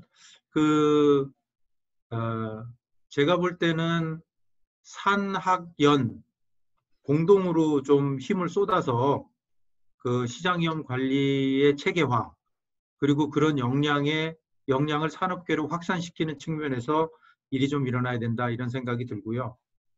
또 하나 소프트웨어 측면에서 제가 말씀드리고 싶은 거는 의사결정에 관한 부분입니다. 첫 번째가 이제 구조의 개선 부분인데요. 저는 제가 이제 기업에 근무했던 경험이나 이런 걸 보면 내부 외부의 역량이 충분히 활용되지 않는 현상이 많이 보이고요. 그렇게 되는 데에 저변에는 뭐가 있냐면 의사결정이 수직적입니다. 기업 문화도 상당히 수직적이고, 그러다 보니까 충분히 조직 전체의 의견들, 다양한 의견들이 반영돼서 의사결정이 일어나는 것 같진 않아요. 그래서 조직 문화의 수평성 부분이 개선이 되면서 이런 부분에 좀 개선이 필요하다 하는 생각이고요. 또 하나 제가 의사결정 측면에서 말씀드리고 싶은 거는 데이터 기반의 의사결정입니다. 지금은 빅데이터에 대해서 많은 얘기도 하고 있는데요. 여러 측면에서 다양한 데이터들이 의사결정에 활용이 되고 있고, 과거에 했던 단순한 시계열적 예측보다는 더 많고 또 다양한 기법들이 의사결정에 활용되고 있어요. 그래서 빅데이터, AI 이런 부분을 활용한 의사결정 툴들이 의사결정에 반영됐으면 좋겠다 하는 생각을 가지고 있습니다. 제가 마치기 전에 사업 모델 측면에서 약간 매크로한 측면에서도 조금 두 가지 정도 추가하고 싶은데요. 하나는 우리가 이 매출 51조 달성, 그 다음에 지배선대 1억 톤, 이런데 숨은 커너테이션이 하나 있는 게 뭐냐면, 벌크 산업을 어떻게 재건할 건가 하는 부분에 대한 것도 지금 컨테이너 전기선 사업을 일으키는 거에 못지않은 관심을 기울여야 될 영역이라고 생각을 합니다. 근데 그런 부분이 컨테이너 전기선 부분의 중요성에 묻혀서 상당히 니글렉트 되는 거 아닌가, 이런 생각이 들어요. 그래서 이런 부분에 대한 논의도 활발하게 진행이 돼야 됩니다. 해운 쪽에 있는 사람들은 과거부터 하던 얘기가 있어요. 무슨 얘기를 했냐면 해운업의 꽃은 차터링이다, 이런 얘기를 많이 했거든요. 해운업계에 계셨던 분들은 아마 많이 들었던, 귀에 못이 박히도록 많이 들었던 얘기인데, 지금 그 부분이 다 없어져 버렸어요. 그런 어떤 차터링 비즈니스를 통해서 수익을 창출하고 하는 부분은 이제 없어지고, 벌크는 장기 안정적인 프로젝트가 마치 벌크인 것처럼 얘기되고 있는데요. 정말 그럴까요? 하는 거에 대한 퀘스천이 있고, 그 부분을 어떻게 다뤄야 될 건지 하는 부분에 대해서는 좀 논의가 필요하다고 생각이 됩니다. 또 하나 사업 모델 측면에서 제가 말씀드리고 싶은 거는 선조업의 육성 부분이에요. 제가 아까 터니지 프로바이더 얘기도 있고, 그다음에 리스 전문 선주회사 얘기도 있었는데 저는 사실 이 부분에 대해서는 조금 다른 생각을 가지고 있습니다. 아까 그 장세호 실장님도 그렇고 찬성하신다고 바람직하게 진행된다고. 근데 저는 IFRS 16도 고려돼야 되는 게 있고요. 최근에 뭐 단기로 용선을 해도 1년 용선을 해도 그게 부채로 잡히기 때문에 그 부분을 어떻게 그 다음에 실제로 토니지 프로바이더가 어떤 효익을 가져오는지에 대해서는 좀 실질적으로 그리고 학문적으로 그 입증이 필요하다고 생각이 됩니다. 그래서 그 부분은 조금 논의가 필요하다고 보고요. 저는 오히려 민간 부문의 선주업을 비즈니스 모델 측면에서 어떻게 육성할 건가 하는 거에 대해서도 조금 체계적으로 접근이 필요하지 않나 이런 생각이 듭니다. 그래서 그 사업 모델 측면에서는 벌크 산업과 선주업을 말씀드리고요. 아까 뭐 소프트웨어에 대해서는 제가 3가지를 말씀드린 거를 끝으로 제 의견을 정리하겠습니다. 감사합니다. 예, 박사님 아주 좋은 말씀 감사합니다. 정말 좋은 말씀 좀 오늘 그 논의에 좀 빠진 부분 사실 제가 그 부정기선 어떤 분을 한번 좀 모셔서 이야기 듣고 싶었는데 그 좀 초대가 안 돼가지고 그랬었는데 네. 우리 박사님께서 벌크 산업 제건도 중요하다고 이렇게 강조해 주셨고 그 다음에 이제 선주업 아까 우리가 지금까지는 이 공적 분야에서 톤내지 프로바이더를 제공하자 그러는데 저도 마찬가지로 민간 부분에서 톤내지 민간 부분의 선주업이 일본과 같은 그런 형태가 필요하지 않나 저는 그 생각인데 그래서 이제 양쪽의 균형을 맞출 수 있도록 우리 윤 박사님이 참 좋은 말씀 해주셨습니다. 자 다음은 우리가 아주 귀한 분이신데 화주 기업 뭐 LG 그룹이라고 말씀하면 어떨지 모르겠는데 하여간 화주 기업에서 이 한 분이 나오셨습니다. 우리 정문기 박사님께서 대량 화주의 입장에서 우리나라 해운 특히 이제 전기선 해운은 어떻게 했으면 좋겠다 하는 말씀을 좀 하시겠습니다. 정 박사님, 정문기 박사님.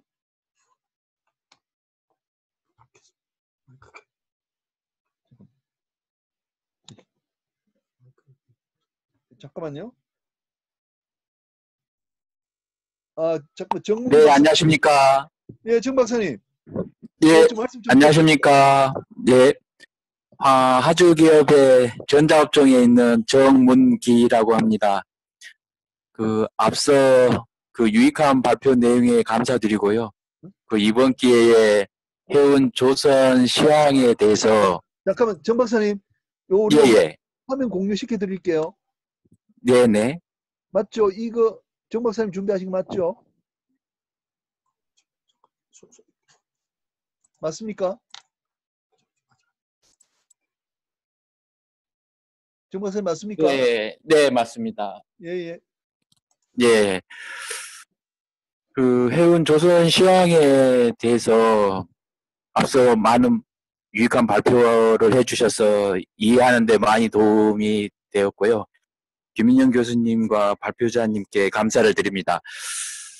저는 이제 오늘 앞서 발표를 많이 해주셨는데 해운 시황 관련한 부분하고 전기 선사에 대한 제 의견, 그러니까 화주 기업의 입장에서 대형 화주 기업 입장에서의 의견을 좀 말씀드리고자 합니다. 앞서 말씀드렸듯이 이제 한국발이라든지 중국발 해상 운임은 북미 시장, 그다음에 유럽 시장의 수요 증가하고, 그다음 베스 스페이스가 지금 현재 부족한 상황 때문에 해상 운임이 이제 상승한 트렌드를 보이고 있습니다. 특히 이제 대형 화주하고 전기 선사가 계약 체결한 우리가 1년 단위로 하는데 연간 장기 계약 운임하고 현재 시장의 운임의 격차가 지금 뭐 2, 4분기, 3, 4분기 계속해서 격차가 커져가고 있는 추세를 보이고 있습니다. 그리고 한국발 북미 서안으로 가는 부산 신항 북항에서 논비치 구간 같은 경우는 스팟 계약에 따른 컨테이너당 가격 결정하는 FAK의 비중이 좀 스팟 계약 비중이 높다고 생각하는데 실제적으로 전체 물동량의 한 약 10% 수준으로 보여지고요. 대부분은 이제 우리가 연간 장기 계약으로 대형 화주들은 운영을 하고 있습니다. 그래서 북미 서안으로 가는 이제 컨테이너 운송은 주로 이제 대형 화주가 대형 전기선사하고 연간 장기 계약을 체결해서 해상 운송을 진행하고 있고, 품목은 자동차, 이제 일반 가전, 부품 등이 한 60%, 그 다음에 식료품이나 이제 2차 전지 같은 게 이제 30% 정도 해서 연간 계약으로 운영 중에 있고요. 올해 하반기 물동량 부분은 여전히 그 코로나19 사태로 인한 글로벌 경기 침체에도 불구하고 이제 한국발, 중국발은 북미 시장에 낙다운이 돼 있지 않기 때문에 북미 시장하고 유럽 시장의 물동량이 계속 그 증가하는 추세가 될 것으로 예상을 하고 있습니다. 예를 들면 이제 소비자 가전 같은 경우는 북미항은 현재 해상 운송 지연에 따른 판매 실기 쇼티지가 발생하고도 있고, 그 미국이나 유럽 시장의 이제 수요 부분이 계속해서 증가함에 따라서 성적 물동량은 이제 계속 증가할 거로 예상이 되는데, 사실은 이제 이 화주 입장에서는 공급을 못 해주는 정도의 상황으로 지금 되어 있습니다. 그리고 내년도 상황을 좀 보면 그 코로나19 이슈가 완화되는 시점에는 수요가 이제 더 증가할 거고, 선박 부족 현상이 시반될 것으로 이제 개인적으로는 생각을 합니다. 그래서 권역별로 시장 운임 이제 상승의 차이는 있겠지만은 내년에도 연간 장기 계약 운임이나 시장 운임 가격은 지속적으로 상승될 것으로 예상을 하고 있습니다. 그 김영 교수님께서 한국 이제 국적 선사 부분하고 우리 이제 선화주 간의 상생 관련해서 간략하게 의견을 제시하라는 말씀이 있으셔가지고 저희가 간단하게 요약을 했습니다만, 우리 이제 현대상선인 HMM과 SN삼성 등 이제 전기선사는 그 권역별 특화된 전략, 특히 이제 HMM 같은 경우는 이제 중동 사우디, 머스크 같은 경우는 이렇게 이제 아프리카 쪽에 특화된 전략으로 가져가는데, 이제 그런 특화된 차별화된 전략으로 글로벌 비딩에서 들어와서 이제 내년도 이제 올해 연말부터 이제 글로벌 비딩을 할 텐데, 그 경쟁 우위를 갖다가 확보하면서 물동량을 확보를 한다면 내년에도 이제 매출이나 손익 확보를 통해서 앞서 KMI에서도 말씀하셨던 그 리스크 매니지먼트, 리스크 요인들을 감소시킬 필요가 있겠다라고 생각하고요. 향후에는 계속해서 우리 국적선사들이 글로벌 서비스 네트워크를 확대하는 부분, 그 다음에 서비스 퀄리티를 향상시키는 부분, 이런 부분은 지속해서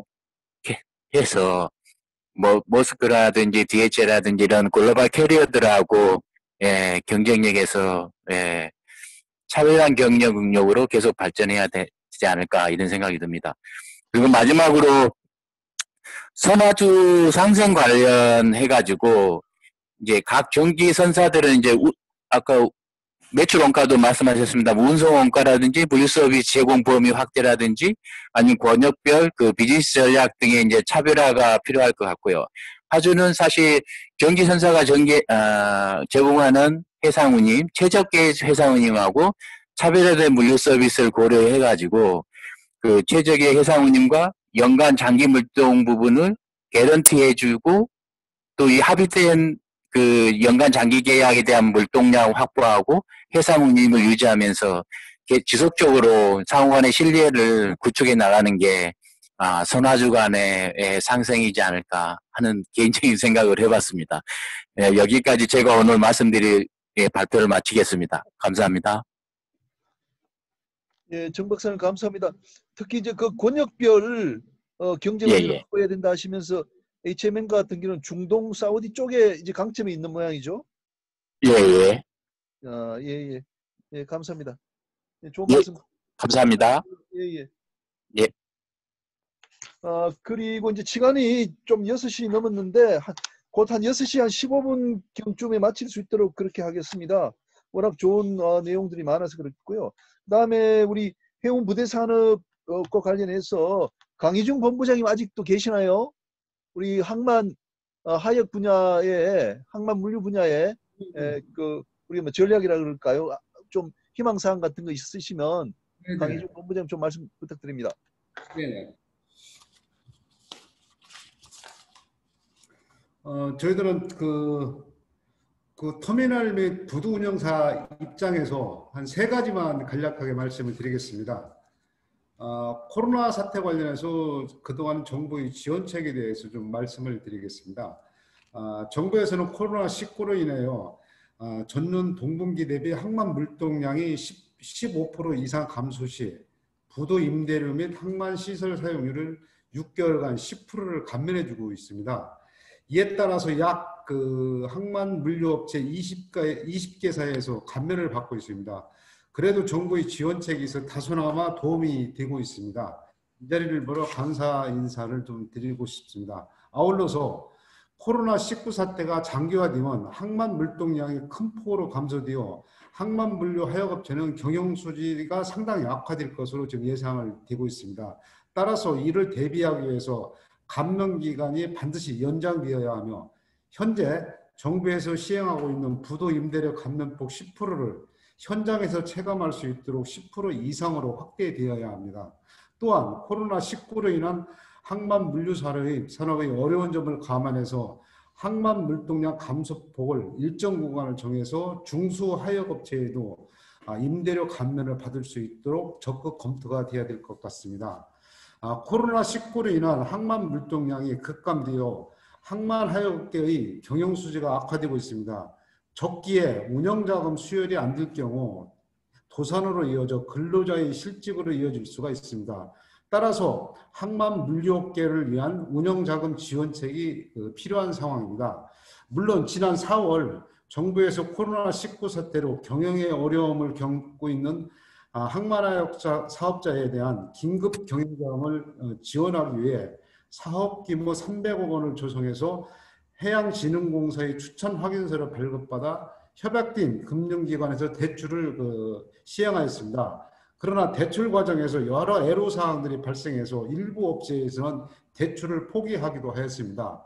즉 해양진흥공사의 대출 추천 확인서를 발급받아 금융기관에 대출을 신청하면 금융기관의 여신 심사 기준을 통과하기가 매우 어렵습니다. 따라서 코로나 팬데믹으로 인한 특수한 상황을 고려하여 담보와 보증이 없는 영세업체는 해양진흥공사에서 신용보증기금과 같은 신용보증서를 발급해서 대출이 가능하도록 적극적인 조치가 필요하며 아울러 협약된 금융기관의 여신심사 기준도 어느 정도 좀 완화해갖고 긴급 경영자금이 절대적으로 필요한 업체에서 적기에 자금이 조달될 수 있도록 적극적인 검토가 요구됩니다. 또 아울러서 40조 원 규모로 조성한 산업은행의 기간산업안정기금의 지원 기준에 우리 항만하역업계는 대부분 포함되지 못하고 있습니다. 해양수산부에서는 지원 기준에 포함되지 않는 항만하역업체에도 외외적으로 기금의 지원을 받을 수 있는 방안을 마련 중에 있는 것으로 알고 있습니다. 따라서 항만하역업계에도 빠른 시일 내로 자금을 지원받을 수 있도록 적극 검토해 주실 것을 부탁드립니다. 다음은 코로나19 감염 확대 예방과 항만 운영에 대해서 좀 말씀을 드리겠습니다. 코로나 감염 확대 예방과 관련해서 우리 항만 현장에서도 마스크 착용, 비대면 접촉 준수 등 상당한 노력을 기울이고 있습니다. 이런 힘든 여건에서도 방역이 상당히 잘 유지되어 왔습니다. 그러나 최근 부산 감천항에 입항한 러시아 선박에서 코로나 확진자가 확인되자 감천항의 일부 부두가 수일간 운영이 중단되는 사태가 발생했습니다.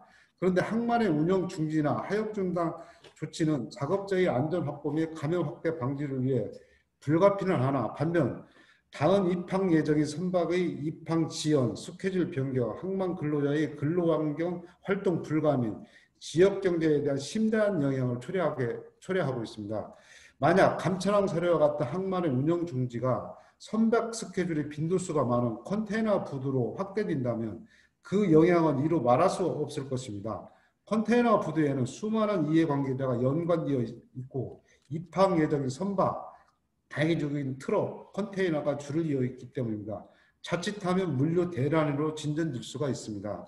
따라서 향후에는 부두에서 감염병 발생 시 하역 작업을 중단시켜 감염 확대 방지를 대응하는 것보다 해당 선박을 인근의 정박제와 같은 안전수역 또는 제3의 장소를 확보하여 신속히 이동시켜 내부와 차단식의 박용을 철저히 하고 다음 입항 예정인 선박은 접안이 가능하도록 하여 항만 운영이 원활히 이루어질 수 있도록 매뉴얼을 준비해야 될 것 같습니다.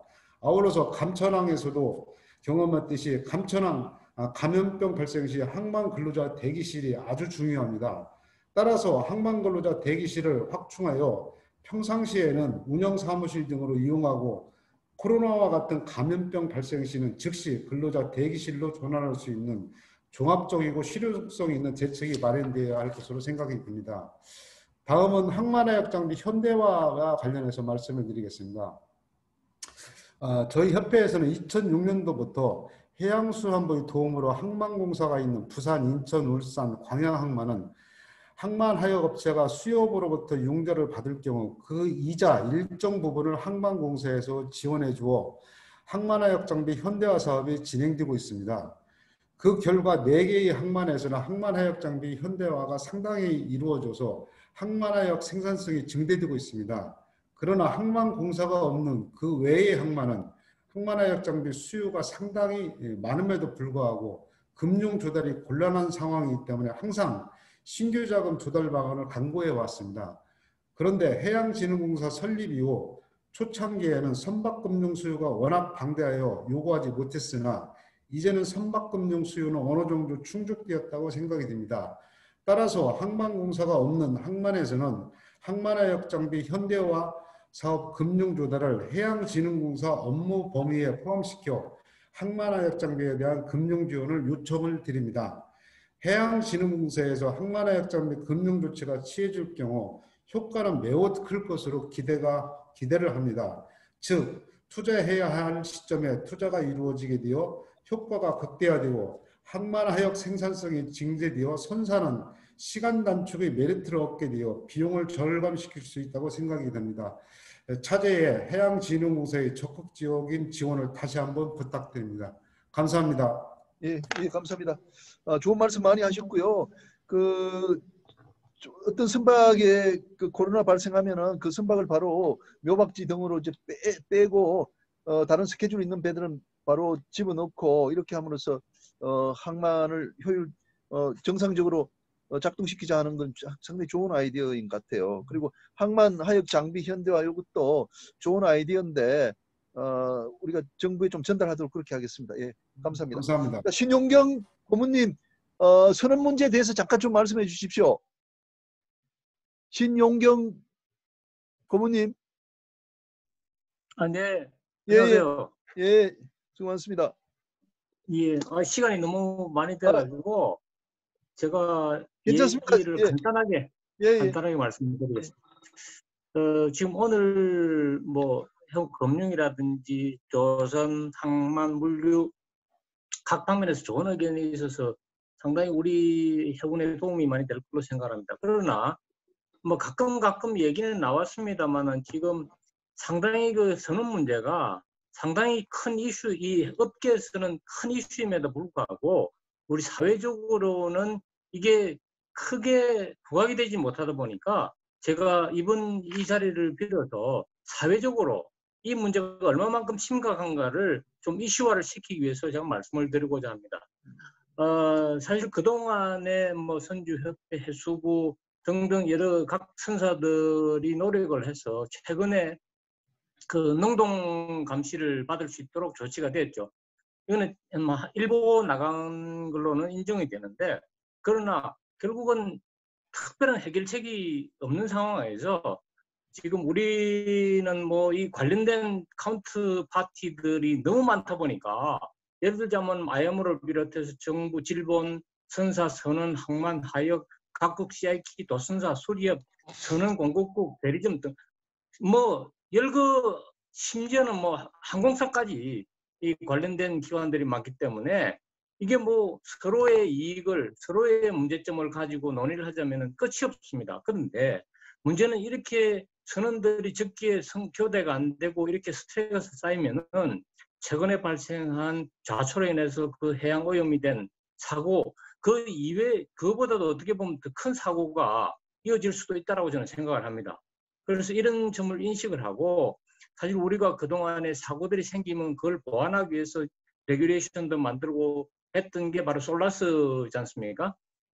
그와 마찬가지로 이걸 그냥 그때그때 땜빵식으로 지나칠 게 아니라 이걸 하나의 그 레귤레이션으로 해서 각 어떤 카운터 파티들이 모여서 우선 그 한국에서는 한국 나름대로 어떤 안을 세우고 이걸 글로벌로 좀 해서 추진을 좀 했으면 좋겠습니다. 지금 선주협회에서도 많은 노력을 하고 있습니다만은 참 웃기는 얘기를 들으면은 선원들이 귀국을 하고 싶어도요. 중국에서 귀국을 하고 싶어도 귀국할 항공편이 없느냐? 있답니다. 있는데 상해에서 한국 들어오는데 안표가 편도에 800불이랍니다. 이런 상황 하에서 이게 800불이야, 800만 원. 그러니까 이런 상황에서 뭐 교대가 이루어질 수가 없습니다.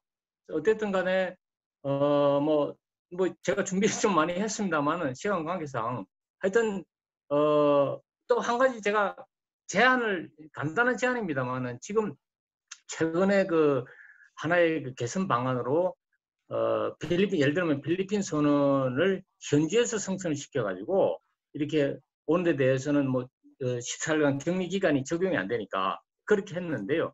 그게 최근에 중국 항만에서 그 사람 자체가 또 그 감염자로 판정이 됐죠. 한국에서도 평택에서도 똑같은 상황이 생겼습니다. 그러다 보니까 그 자체도 지금 아무 의미가 없어지는 겁니다. 그래서 선원 공급국에 어떤 제가 뭐 한번 굳이 이름을 붙이자면은 클린 크루라 그럴까요? 일단은 필리핀에서 공급을 하기 전에 자기네들 뭐 승선 교육도 시키고 하는데 그 보름 동안에 교육을 시키면서 모든 검사를 체크해서 이 사람들은 뭐 선원국이라든지 필리핀에 선원국 전체 뭐 미얀마도 있을 수 있는데 거기에서 이 사람은 보름 동안에 일이 아무 발병이 없었고 클린이다 라는 어떤 서큐트를 발급해가지고 이 사람들은 아무 제재 없이 그렇게 뭐 격리 기간 없이 승선할 수 있는 그런 제도도 한번 구상을 해보면 어떨까라는 생각을 듭니다. 뭐 많은 좀 내용들이 좀 있습니다만은 이걸로 간단하게 줄이도록 하겠습니다. 예, 감사합니다. 그 신용경 고문께서는 그 선원들이 배에 타고 있으면 그 자체로서 클린한데 또 한국에 들어와서 또 14일 격리되고 하는 문제, 그리고 선원 교대가 또 안 되는 문제, 이런 점에 대해서 안타까워하시면서 그 국가 간에 모여서 좀 해결을 해야 된다, 이런 말씀을 하셨습니다. 자, 이렇게 해서 오늘 발표는 다 끝이 났고요. 발표 토론은 끝났고 종합 토론 시간인데요. 시간을 좀 더 내서 몇 분 좀 말씀을 듣도록 하겠습니다. 오늘 너무 좋은 말씀들이 많이 나와가지고 저도 이제 기분이 좋고, 여러분들도 아마 공부가 참 많이 됐다, 정말 좋은 의견이 많이 나왔다, 이렇게 생각하실 겁니다. 그래서 한 몇 분 정도 좀 말씀 한번 듣도록 그렇게 하겠습니다. 우선 정우영 변호사님 계시나요? 정우영 변호사님 계세요?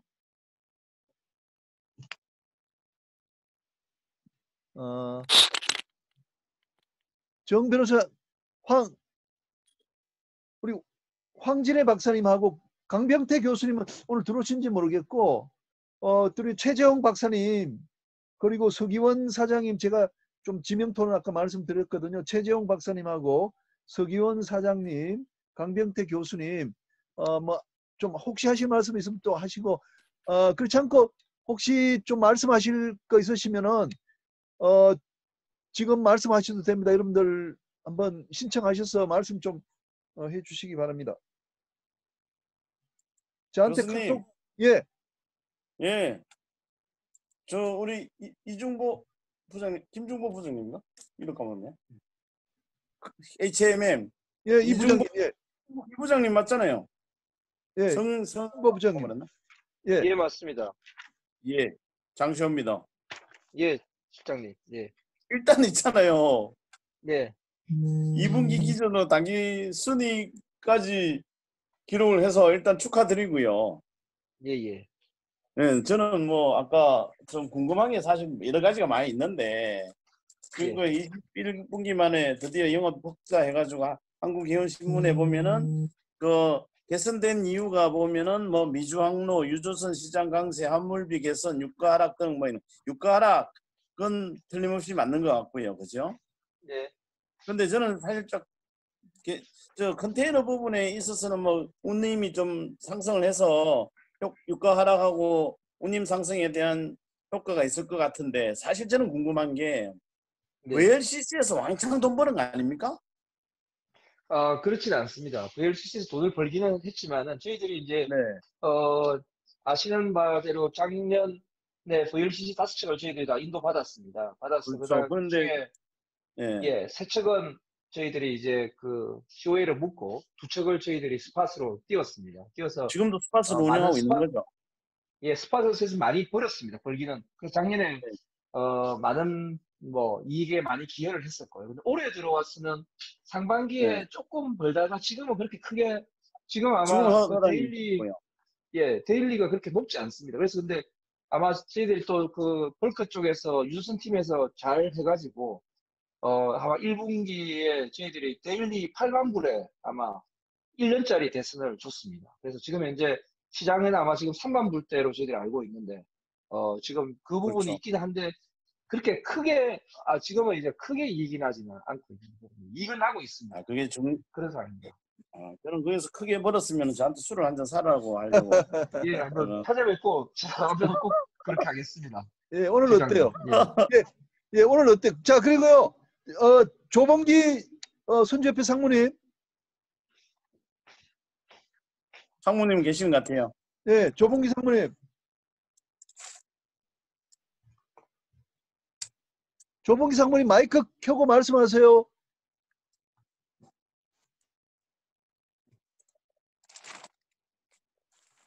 여기 있다. 네네. 예, 조범기입니다. 들리시죠? 예. 예. 네네. 저도 그 HMM과 관련돼서 한두 가지 좀 말씀드리고 싶고 또 이중보 부장님께서 답을 해주실 수 있는 내용이면 해주셔도 좋을 것 같습니다. 요번에 문 장관님께서 발표하신 내용 중에 제가 제일 눈에 확 들어오는 대목은 이제 HMM 경쟁력 강화라는 섹션에서 과학적 기업 경영을 하겠다고 하면서 좀 내용은 실적 모니터링, 사업 분석 및 상시 평가 체제 등 오퍼레이션 리서치, 과학적 의사결정 시스템에 의한 리스크 관리를 해나가겠다라는 점이 저는 상당히 주목할 만한 대목이라고 생각했습니다. 제가 하나 드리고 싶은 말씀은 HMM이 아까 이중보 부장님께서 이제 과거 실적 대비 2분기 영업이익이 올라갔다고 이제 말씀해 주셨는데 제 생각에는 비교 대상이 HMM의 과거와 현재를 비교하는 것도 물론 의미가 있겠습니다만 HMM의 경쟁선사와 비교를 해야 한다고 생각해요. HMM의 경쟁선사는 HMM의 2분기에 이 정도의 영업이익을 냈을 때 다른 경쟁선사들은 얼마나 많은 그 영업이익이 났는지를 비교해야 의미가 있다고 생각합니다. 왜냐하면 지금은 다행히 뭐 태평양 시황이라든지 전체적인 컨테이너 시장이 올라가서 HMM이 이렇게 영업이익을 낼 수 있었지만 이 정도의 영업이익을 낼 때 다른 경쟁선사들은 HMM이 낸 영업이익보다 2배, 3배 영업이익을 냈다면은 이거는 심각한 문제라고 생각해요. 시황이 다시 줄어들어서 컨테이너 시황이 다시 내려앉았을 때 맨 먼저 적자가 나는 게 역시 HMM일 수밖에 없거든요. 만약에 타선사에 비해서 우리가 조금밖에 못 냈다면은 그런 점에서 혹시 회사 차원에서 경쟁선사의 영업이익률이나 영업이익과 비교한 바가 있으면 좀 이야기를 듣고 싶습니다. 소리가 들렸나 모르겠네. 그리고요. 자, 잠깐만요. 일단 이렇게 합시다. 지금 질문을 받게 되면은 한꺼번에 할 수 있도록 하고요. 전작 그 선배님 들어오셨나요? 전자? 뭐 전자. 예, 지금 조봉기 그 상무님이 말씀하신 건 굉장히 중요한 것 같아요. HMM이 그 영업이익 났다고 하는데 다른 데가 뭐 5배, 10배 났다고 한다면은 그게 사실 우리가 뭐 크게 잘했다는 이야기가 안 되기 때문에 다른 경쟁사와 비교한 그래서 조금만 더 붙이자면요. 결국은 HMM이 해야만 하고 꼭 해야지 되는 일이라는 것은 코스트를 다운시키는 일, 코스트를 다운시키는 노하우를 개발해내고 어떻게든 찾아내야 한다고 생각합니다. 근데 제 생각에는 맨 처음 제가 말씀드렸듯이 과학적인 기업 경영, 뭐 오퍼레이션 리서치라고 여기 나와 있는데 이런 거를 통한 리스크 관리, 그 다음에 실적이나 사업이 실시간으로 분석되는 어떤 전산적인 시스템, 이런 것들이 HMM의 코스트를 다운시킬 수 있는 최적의 방법이라고 생각이 되고, 어떻게 보면 그것만이 HMM이 살아갈 수 있는 길이 아닌가라고 생각합니다. 경쟁 선사와 비교했을 때 코스트가 저렴하다. 그것만이 살 길 아니겠습니까? 그 점이 가장 우리가 중요하게 생각해야 될 점이라고 생각합니다. 예, 그리고 또 하나 제가 양해 구할 것은 이중복 그 우리 부장님이 우리 오늘 HMM을 뭐 대표해서 답변하러 오신 물론 거거든요. 네. 우리가 좀 물론. 관심이 있고 학구적이셔서 이 모임에 계속 나오시는데 답변은 뭐 최소한도로 안 하셔도 됩니다. 예, 하시면 되고, 조범기 그 상무님이 하신 부분은 우리가 기록에 남길 굉장히 가치 있는 것이라고 이제 생각이 들고요. 또 달리 마이크 혹시 말씀 더 하실 분 있으시면 저한테 카톡장으로 좀 보내주시고요. 없기 때문에 그러면 이중보 스님 좀 말씀 좀 부탁드릴게요. 네, 저 간략하게 말씀을 올리겠습니다. 그 말씀하신 부분에 대해서는 저희들도 항상 그 관심 있게, 저희들이 관심 있게가 아니라 그걸 항상 우리 예의주시하면서 저희 회사의 현재 위치가 어디쯤 와 있는가는 항상 그 분석을 하고 있습니다. 근데 물론 그 분석하는 부서가 저희 팀이 아니다 보니까 거기에 대해서 제가 명확하게 말씀을 못 드리지만은 현재 저희들의 이제 현재 수준이 과거의 현대상선, 지금은 이제 HMM이지만 과거의 현대상선의 영업이익률이나 아니면 또 영업 손실률은 저희들이 2012년 전까지는 뭐 업계 최고는 아니었지만 업계 평균 이상이었습니다. 저희들이 영업이익률도 항상 이쪽 그 업계에서는 그 대형 선사가 아님에도 불구하고 그 당시에는 저희들이 뭐 13위권, 14위권 선사였지만은 항상 영업이익률이나 영업 손해가 날 때 손실률은 항상 그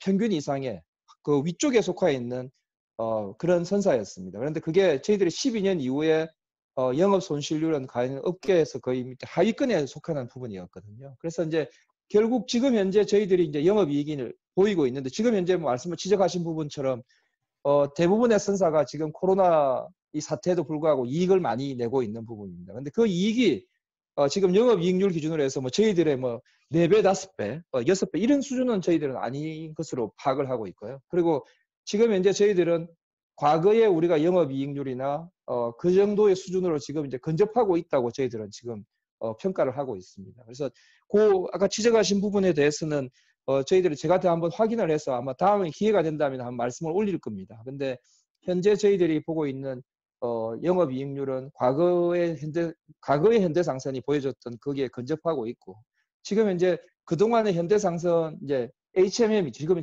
HMM이죠. HMM이 그동안에 저희들이 한 10년 동안 저희들의 선복이나 이런 부분에 대한 결국 우리가 자본적 지출을 거의 해내지 못했습니다. 근데 그게 정부의 도움으로 이제 지금 말하는 2016년 이후의 도움으로 저희들이 이제 자본적 지출을 해서 저희들을 그게 이제 저희 단가를 지금 낮추고 있는 상황이고요. 그래서 그런 부분들이 결국 저희들의 이제 경쟁력을 강화시킬 부분이고 또 아까 지적하셨던 과연 다른 해외 지금 이제 저희들이 아마 세계 한 9위, 8위 정도의 선봉량을 가지고 있습니다. 근데 이제 저희들이 9위, 8위를 떠나서 그 위에 뭐 5위, 6위의 선사들과의 선봉량 차이는 아주 큽니다.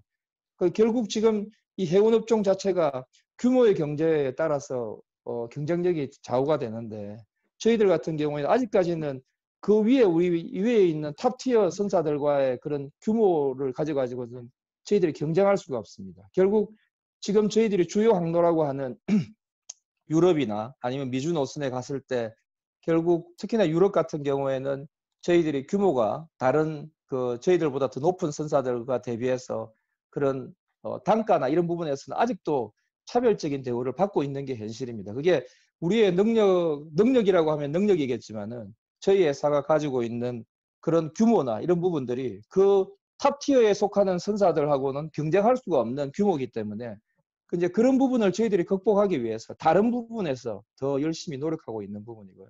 아까 또 말씀하셨던 결국에는 그 저희가 지금 현재는 이제 포트 투 포트지만은 이게 도어 투 도어로까지 연결되려고 하면은 결국 저희들이 뭐 유럽이나 미국 내에서의 그런 어떤 내륙 물류 이제 그런 부분들까지도 저희들이 커버를 해내야 되는데 이제 그런 부분들은 아직까지 저희들이 탑티어 선사들과의 경쟁력에서는 뭐 저희들이 분명히 말씀드릴 수 있는 건 아직까지는 그렇게 경쟁적이지는 않다고밖에 말씀을 드릴 수밖에 없는 그런 상황입니다. 그렇지만 그런 부분들이 결국에는 저희들이 계속 노력을 해서 이런 부분을 커버해 나가야 하는 부분이라고 생각이 됩니다. 말씀하셨던 부분에 대해서는 제가 다음에 기회가 된다면은 저희 회사의 그 현 위치가 세계 탑티어 선사들과 비교해서 어느 위치에 와 있는지는 한번 말씀드릴 수 있는 기회가 있었으면 꼭 말씀드리도록 하겠습니다. 예, 감사합니다. 이상입니다. 감사합니다. 다음은 우리 정우영 변호사님. 정우영 변호사님 신청해 주셨는데. 네. 말 들리세요? 예, 우영정이라고 나오네요. 네네. 예, 반갑습니다. 마이크 네. 얼굴이 안 나타. 안 켜졌고. 어떻게? 목소리만 나옵니다. 좀 말씀하세요. 예. 예. 비디오는 연결이 안 돼 갖고요.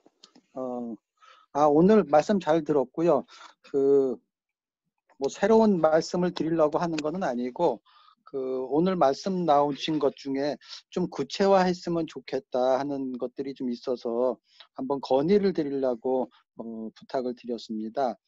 첫 번째는 말씀 중에 많이 나온 게 선주업 육성을 위한 어떤 토니지 프로바이더를 만들자, 또 여기에 대해서 또 뭐 검토할 것이 있다, 뭐 여러 가지 얘기가 나왔는데, 이 부분을 선주업 육성을 위한 제도 연구, 이걸 우리 학회에서 좀 계속해서 검토를 하고 더 깊이 연구를 했으면 어떨까. 정부에서도 예. 많이 논의했던 부분이어서 이 부분 한번 좀 제안을 하고 싶고요. 두 번째는 아까 신영경 부사장께서 고모님께서 얘기하신 그 클린크루 서티피케이트, 이것도 굉장히 화급한 문제 아닌가 싶어요. 서로 말만 하면서도 아직 구체화되지는 않고 있어서 이런 거를 또 우리 학회 같은 데서 어떤 기준을 만들면 어떨까 하는 생각도 좀 해봤습니다. 그 다음에 세 번째는 아주 마이너한 건데, 코로나로 인한 운항 불가가 포스 모조인가 아닌가, 이것도 한번 우리 학회에서 한번 어떤 정리나 결론을 한번 내봤으면 하는 그런 생각을 좀 해봤고요. 네 번째는 지금 우리나라 해운업이 사실은 자본이 굉장히 많이 소요되는 장치 산업입니다. 그러다 보니까 뭐 선박금융 갖고 말이 많은데, 오늘 발표 중에 보면은 차터링 영업이 해운의 꽃이라는 얘기를 잠깐 하셨습니다. 우리나라 지금 해운업이 차터링은 점점 외면하고 선박 투자를 통한 이익 확보 쪽으로 자꾸 가고 있어서 다시 우리 해운업을 차터링 영업을 활성화하는 어떤 제도적 지원을 할 수는 없을까, 이런 부분 연구 좀 했으면 좋겠다, 이런 생각을 한 4가지 정도 꼭지를 한번 생각해 봤습니다. 아유, 좋은 말씀 너무 감사합니다, 변호사님. 또 제가 마지막에 정리할 때 이 부분 또 말씀드릴게요. 그다음에 우리 전작 선배님, 아까 전작 선배님 들리시나요? 우리 여객 분야 들리시나요? 잘 들립니다. 그러시면요. 예, 잘 들립니다. 예, 마치기 전에 한국하고 중국하고 여객 선사 있지 않습니까? 어떻게 되어 있는지 그거 좀 잠깐 말씀해 주십시오. 예, 제가 협회를 떠난 지가 1년이 지났습니다. 그렇지만 여전히 우리 한중 카텔이 업계에 관심을 쭉 가지고 있습니다. 오늘 제가 하는 말씀은 제 개인적인 의견으로 받아주시기 바랍니다. 첫째, 한중 카텔 항로의 현황은 잘 아시다시피 한중 합작선사 14개가 있고요. 항로가 16개 있고 선박이 17척이 운항 중에 있습니다. 작년도에 여객이 200만 명, 화물이 55만 TEU였어요. 화물은 물론 고압세입니다. 그러나 여객 한중 카페리 개설 30년 만에 200만을 돌파한 가장 많은 여객을 수송을 했습니다. 전년 대비해서도 한 33% 정도 증가를 했고요. 그렇지만 코비드19 영향으로 금년 2월 말부터 여객 수송이 전면 중단되어 있고 화물만으로 지금 영업을 하고 있습니다. 그래서 경영 여건이 지금 만만치 않습니다. 조금 전에 얘기했듯이 총 매출의 한 25% 정도가 여객인데 이 매출이 지금 제로가 된 상태이고요. 또 하나의 변수는 인천항 10척이 운항 중에 있는 인천항에서 국제여객 부두가 새로 개설을 해서 6월부터 이전을 했습니다. 이 과정에 하역 회사들이 하역료를 대폭 인상해달라고 요구를 받고 있는 상황이고요. 또 하나는 최근 몇 년 사이에 17척 선박 중 9척 이상 이미 이 교체가 되어 있고 앞으로도 교체될 예정인데 이 과정에 신조선 투자가 매우 많이 되어 있습니다. 그래서 선사별로 금융 비용이 많이 증가된 상황이고요. 이런 여건 때문에 금년도 전망은 기상도로 하면 흐림으로 예상이 됩니다. 그리고 조선업계하고 금융업계 두 가지 당부를 드리고 싶은 게 오늘 조금 발표를 많이 하셨습니다.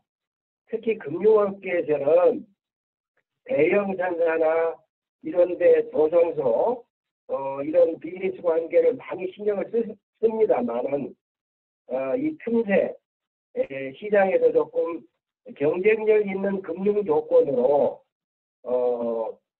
한중 카페리 업계에 좀 지원을 해 주십사 하고 말씀을 드리고 싶습니다.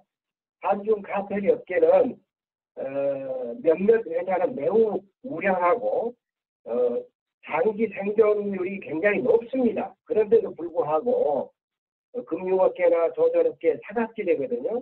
특히 이 대한조선에서도 말씀이 있었습니다만은 우리 건조 국제여객선의 그 건조 비용을 좀 낮출 수 있도록 해서 우리 많은 국제 여객선사들이 한국 조선소에 여객선을 발주할 수 있도록 좀 관심을 가졌으면 좋겠습니다. 이상입니다. 예, 감사합니다. 제가 이제 클로징 하려고 그럽니다. 혹시 더 말씀 이석행 우리 선배님 혹시 한 말씀 부탁드릴까요? 이석행 선배님. 네네. 네, 안녕하십니까. 아까 예. 그 정우영 변호사님이 그 코로나 사태 지금 맞이해서 폴스 매저인지 이 부분을 좀 검토하자고 말씀하셨는데, 그거는 이제 계약에 따라서 폴스 매저냐 또 프로스트레이션까지 같이 검토를 해야 되거든요. 그러니까 이게 복잡한 상황입니다. 그래서 그거는 각 그 계약 건별로 이 검토해야 할 사항이지, 코로나 사태 때문에 이게 폴스 매저다 아니다 이렇게 결론 짓기는 좀 어려운 사항 같습니다. 예, 이상입니다. 예, 이석행 선배님, 오늘 뭐 참석하신 분들 중에 상당히 그 선배님 축에 속하신데 좀 전체 소감 한번 말씀해 주십시오. 오늘 뭐 이 앞전 이 웨비너도 좋았는데 오늘 그 웨비너는 상당히 좀 심도가 더 깊은 것 같아서 굉장히 하여튼 좋았습니다, 오늘. 그래서 이제 참여한 많은 분들이 많은 수고를 했고 또 굉장히 신경을 써서 발표를 하신 것 같아요. 그래서 아마 다음 차기 또 웨비나는 더욱더 아마 더 좋은 내용으로 알차게 꾸밀 것 같습니다. 그런 많은 예. 기대가 됩니다. 감사합니다. 선배님 말씀도 아주 잘 하셨습니다. 그러면 제가 클로징을 하겠습니다. 좀 제가 이제 균형을 맞추는 입장에서 또 한 말씀을 드리자면은 우리가 이제 그 50조 매출을 달성해야 된다 이렇게 이야기했는데, 이거는 이제 아까도 말씀드렸다시피 우리나라 그 원양 선사, 그러니까 선주협회 소속 그 선사들을 기준으로 한 그런 그 매출입니다. 그렇지만 우리가 전체를 봐야 되기 때문에 해운하면 내양 해운도 있고 항만도 있고 P&I 보험도 있고 이런 것들이 다 포함이 돼서 한국 해운의 발전 방향을 봐야 된다 이렇게 생각을 합니다. 그리고 원양 전기 선사도 우리가 이제 HMM 이야기를 많이 했습니다. HMM이 이제 뭐 정부가 이제 자본이 많이 들어가고 하니까 특히 이제 하나밖에 안 남았기 때문에 우리가 하는 것도 있지만, 사실 SM도 저는 소중한 우리의 그 원양 전기 선사라고 생각합니다. 그렇기 때문에 우리가 남아있는 SM 같은 경우에도 우리가 뭐 HMM과 똑같이 좀 육성을 시켜가지고 그쪽도 매출을 올리면 좋지 않나 이렇게 생각이 됩니다. 지금 그 HMM이 한진해운 그 10조 원 매출을 따라잡기에는 상당히 버겁지 않나 싶은 생각이 드는데, 우리가 서로 충돌이 되지 않는 한도 내에서 SM도 같이 좀 고려를 해줬으면 좋겠다 이런 말씀을 드리고, 또 아까 여러분이 말씀하셨지만 해진공이 좀 지원을 할 때는 그 외에 벌크 선사 또 중소형 선사 또 여객 선사들도 많이 도와줬으면 좋겠다는 말씀을 드립니다. 그리고 선주사 육성, 이게 이제 우리 벌써 몇 년 동안 이제 화두로 떠오르고 있습니다. 여기 해운산업 깊이 이렇게 여기 보면 제가 일본에서 연구한 그 선주사 육성에 대한 방안을 좀 써뒀습니다만은, 저는 개인적으로 그 은행이 제공하는 톤내지 프로바이더보다는 민간의 선주사가 제대로 육성이 돼야 되잖아요. 이렇게 이제 생각을 합니다. 그렇지만 그렇게 되기 위해서는 우리 전기선사가 튼튼한 선사가 있어야 됩니다. 일본의 NYK와 같은. 근데 우리가 이제 그런 전기선사, 즉 배를 빌려갈 튼튼한 회사들이 없기 때문에 당장은 어렵다고 보고, 그렇다면은 금융이, 특히 이제 정책금융이 주도할 수밖에 없는데, 그렇다고 하더라도 우리는 그 민간 선주사의 육성을 포기하면 안 된다 이렇게 생각이 됩니다. 그런 차원에서 정우영 변호사님이 말씀하신 선주업 육성 톤내지 프로바이더, 이걸 우리 학회에서 계속 검토하자는 데서 제가 전적으로 찬성을 합니다. 그 금융이 주도를 하는 리서 형태로 가게 되면 이게 이제 해운 산업의 매출로 그게 잡히는지 모르겠어요. 우선 그것부터 시작해서 우리 여러 가지 검토를 한번 해봤으면 좋겠다는 말씀. 이거 그리고 신용경 그 정우영 변호사님 말씀하신 클린 크루 서티피케이트, 이것도 우리가 이제 계속해서 연구를 했으면 좋겠습니다. 그래서 다음번에 우리가 막 1개월이 될지 2개월이 될지 모르겠습니다만, 다음 39차에는 요 두 부분에 대해서 우리가 좀 집중적으로 논의할 수 있는 그런 기회를 갖도록 그렇게 하겠습니다. 여러분 오늘 뭐 홍콩에서도 또 많이 홍콩에서도 또 오셨는데, 부산 또 서울 많은 분들이 참석해서 대단히 고맙다는 말씀을 다시 드리고요. 그리고 참 우리가 인트라 해운에 대해서는 오늘 이야기를 안 했습니다만, 인트라 해운에 대해서도 우리가 다음 기회에 반드시 또 논의하도록 그렇게 하겠습니다. 여러분 오늘 해운, 선박금융, 조선, 물류까지 굉장히 좋은 말씀들 많이 해주셨습니다. 제가 이걸 또 하루 이틀 내에 정리해가지고 여러분한테 또 보내드리고 또 우리 해양수산부 또 해진공 등등에 보내서 우리 해운 발전에 긴요하게 사용되도록 그렇게 하겠습니다. 마치기 전에 혹시 오늘 기분이 너무 좋아서 저녁 식사 같이 할 분들이 있으면 여의도나 아니면 광화문에 모이도록 하겠습니다. 여러분들 오늘 대단히 감사합니다. 감사합니다. 예, 박수 교수님 부탁드리겠습니다. 수고하셨습니다. 예. 수고하셨습니다. 수고했습니다. 수고하셨습니다. 조봉기 상무님, 영세호